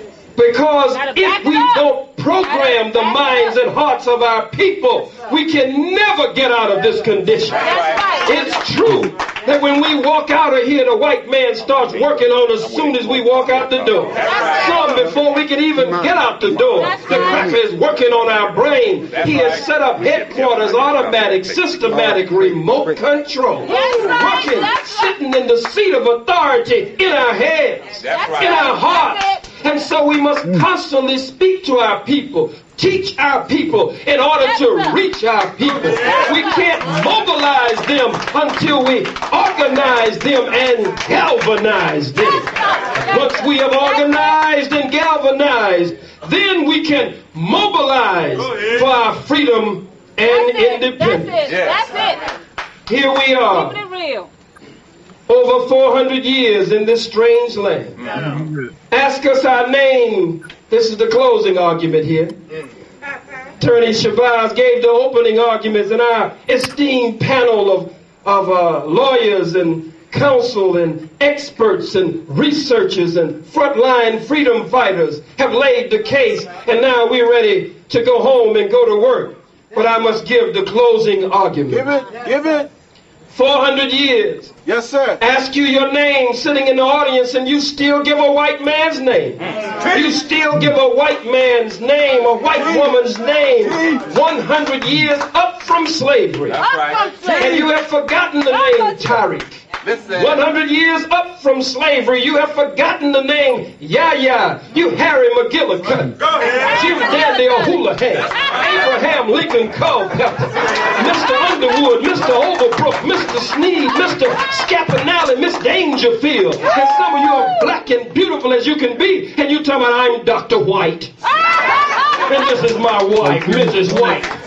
Just as black as you can be. The things that are important you have taken as unimportant. If you still wear your slave master's name, then how can you say that you are out of your slave master's claim? That's right. That's When right. a woman gets ready to split from a man and separate from him and divorce him, the first thing she gives him back is his name. That's Is that right? That's right. She don't give him the ring. That's right. She gives him his name back. When she gives him his name back, she's telling everyone, That's right. I'm no longer under his claim. That's right. I'm no longer under the influence here, nor he under mine. We are no longer united in that way. I'm giving him his name back. How you gonna be Hattie Mae hamburger with lettuce and tomatoes on the side, still got the wife's name, and claim that you're ready for reparations? Reparations. Teach. Hear me, dear brothers and sisters. That's right. Reparations to repair the damage. That's right. It's hard to get millions and billions and trillions of dollars from the world's most notorious rogue and liar and thief. But victory is certain. But it's easy for you to change your name. That's right. Changing your name is within your grasp. That's right. That's part of the reparation. That's part of the healing. Right. You can't heal if you're still under the man's name. That's right. You got to put that behind you. That's right. Is that right? Yes, That's sir. right. His name, his language, his religion, his culture, his God, his folkways, his mores, his norms, his holidays. Huh? Go ahead, Black. And you still want to march on the white man, beg the white man. That's right. No, brothers and sisters, another time we will go after some of these points, but just touching them as we go. It's interesting that we are here at the Civil War Memorial and to a great degree museum, and it is a part of the Masonic Temple. Because the Masons, the Shriners, the Eastern Star, the Heroines of Jericho, the Daughters of the Amaranth, in their secret society, they talk about a man named Hiram Abiff. That's you, black man. That's you, black woman. In secret, behind closed doors, they talk about a man named Hiram Abiff who was hit in the head at the East Gate, which is Africa. What's the East Gate? Africa. Carried on a westerly course. Buried in the north corner or the northwest corner where there is no light. Buried under an old rubbish heap. And this man, Hiram Abiff, is called the master builder. He's a master mason. He's a master mason. That's you, black man and woman.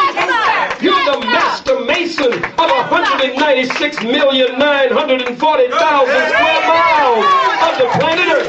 You're the master mason of 76 quintillion miles throughout the distance of the diameter of the universe. You, black man, and you, black woman, you are the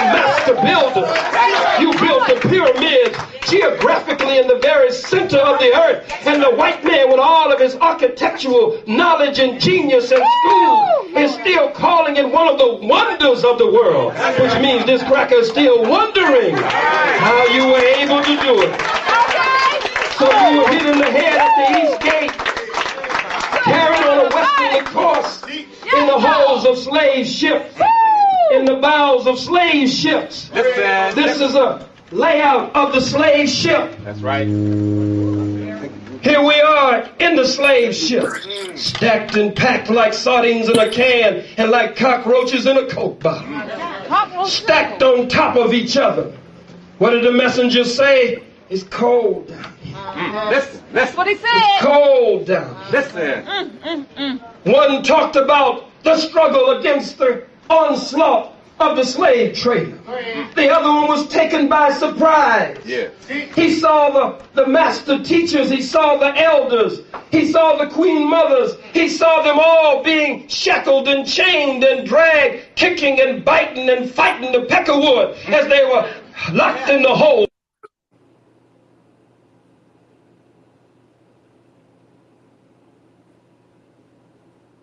Shut down. I'm thinking shut down. You know, we struggle streaming. Look. Our ancestors, he discussed it. He discussed it with StreamYard too. Me like to say back up. But you know, that was our ancestors' last message to the people. You know what I'm saying? That was the last time that he spoke. You know what I'm saying? And you know, it's ironic that he talked about, you know, reparations and what it really means. Like, you know, I've been calling it repair rations, you know, because that's what people was asking before.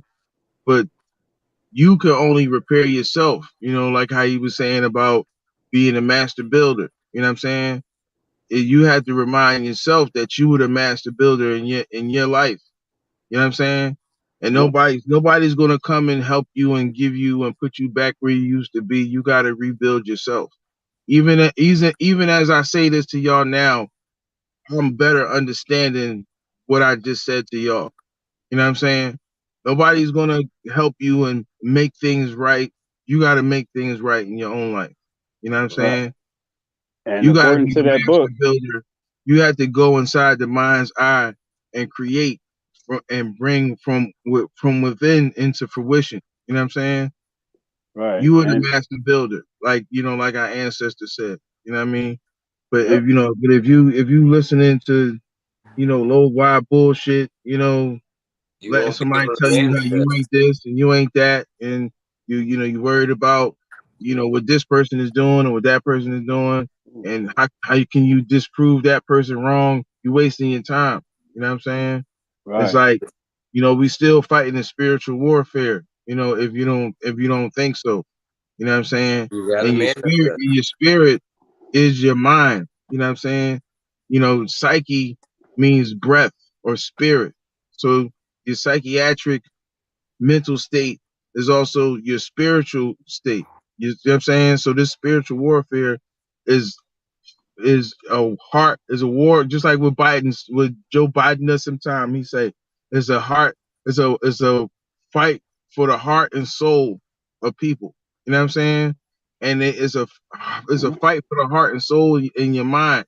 You know what I'm saying? Because these people are trying to brainwash you.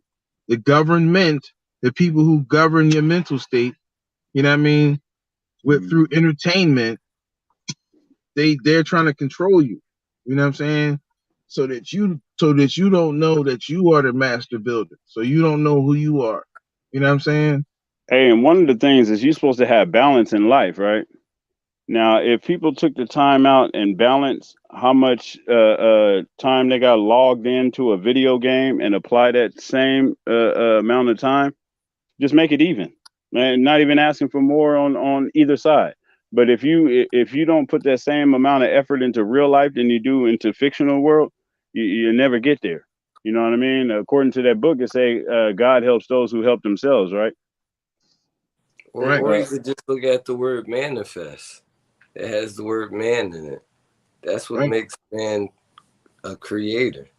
Yeah, but we also got to get people up out of this boy stage. You know what I'm saying? Some people are just males.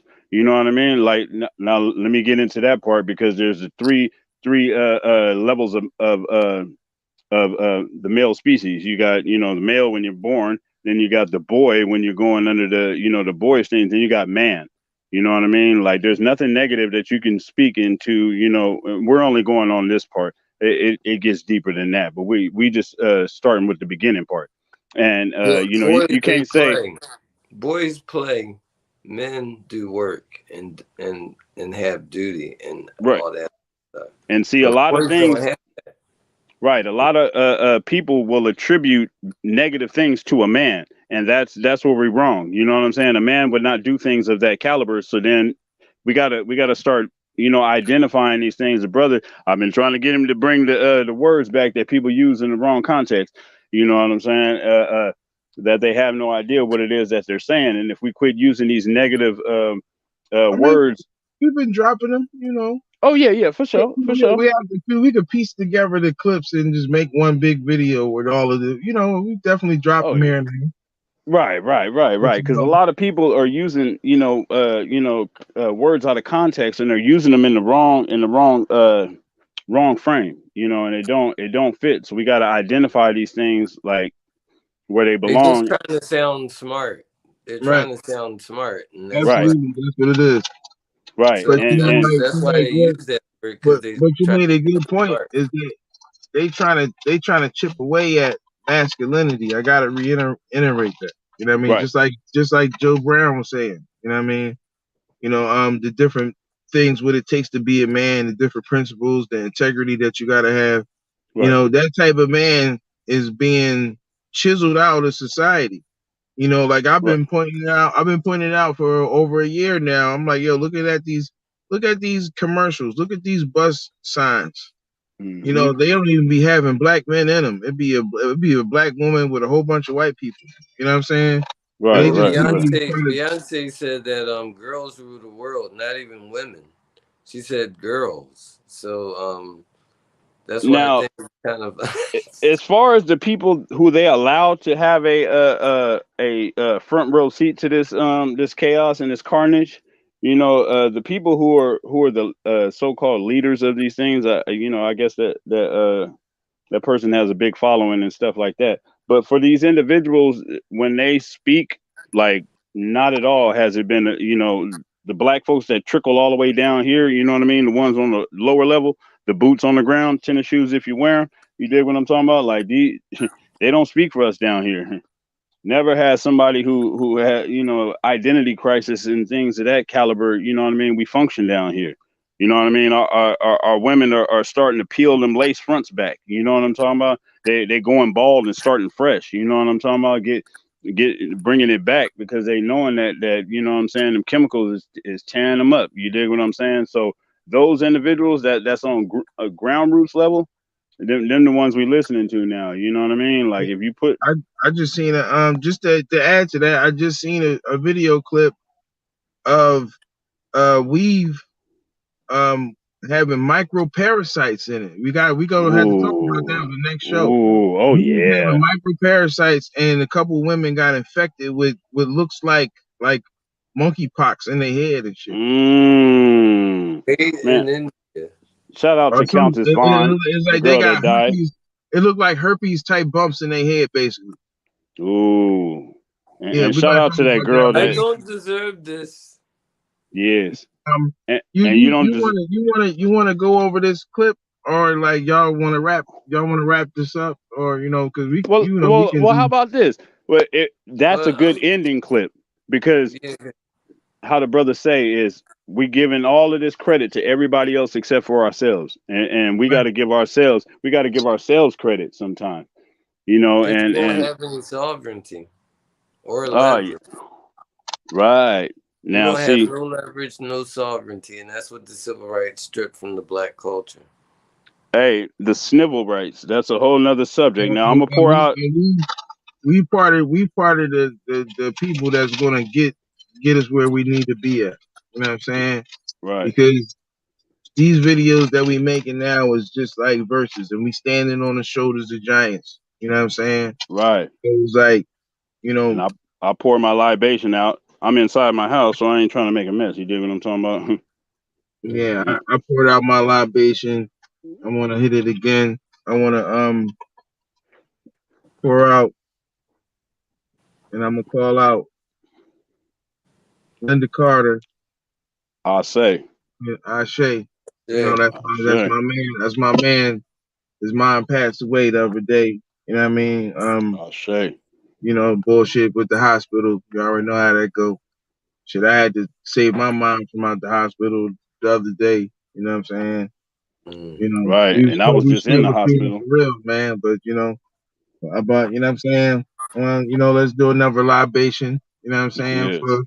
For Harold Moore Jr. You know what I'm saying? Right. AKA Dr. Khalid Muhammad the Great. You know what I'm saying? Right. AKA And the Khalid Muhammad. education. Ashe. Intellectual gangster, intellectual warrior. You know what I'm saying? Right. Leader. Wasn't looking to be followed. Like that's And another thing too. Man, people they want to be followed, but are you leading, and where are you leading people? You know what I mean? If you got people that's following you, you must be leading in the right direction, because those that lead us astray will pay. And that's what people are coming to the realization too, is who's leading us in the wrong direction. You dig what I'm saying? And we gotta know all that stand out there ain't leaders. You know what I mean? And just because they standing next to you don't mean they standing with you. Ashe. Ashe. So you know, we not done with you know, giving our ancestor his just due. You know, but you know what I Right. mean, we definitely can wrap this up for the Right. night. You For know, sure. Let me. it's almost 3:00 in the morning overhand, so I know we Right. pretty much Working double time. we gonna ride out on this. You know what I'm saying? For sure.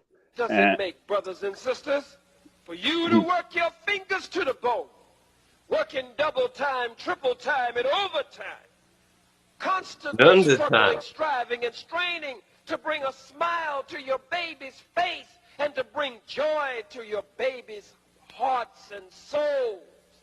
And then you go and give the credit to an imaginary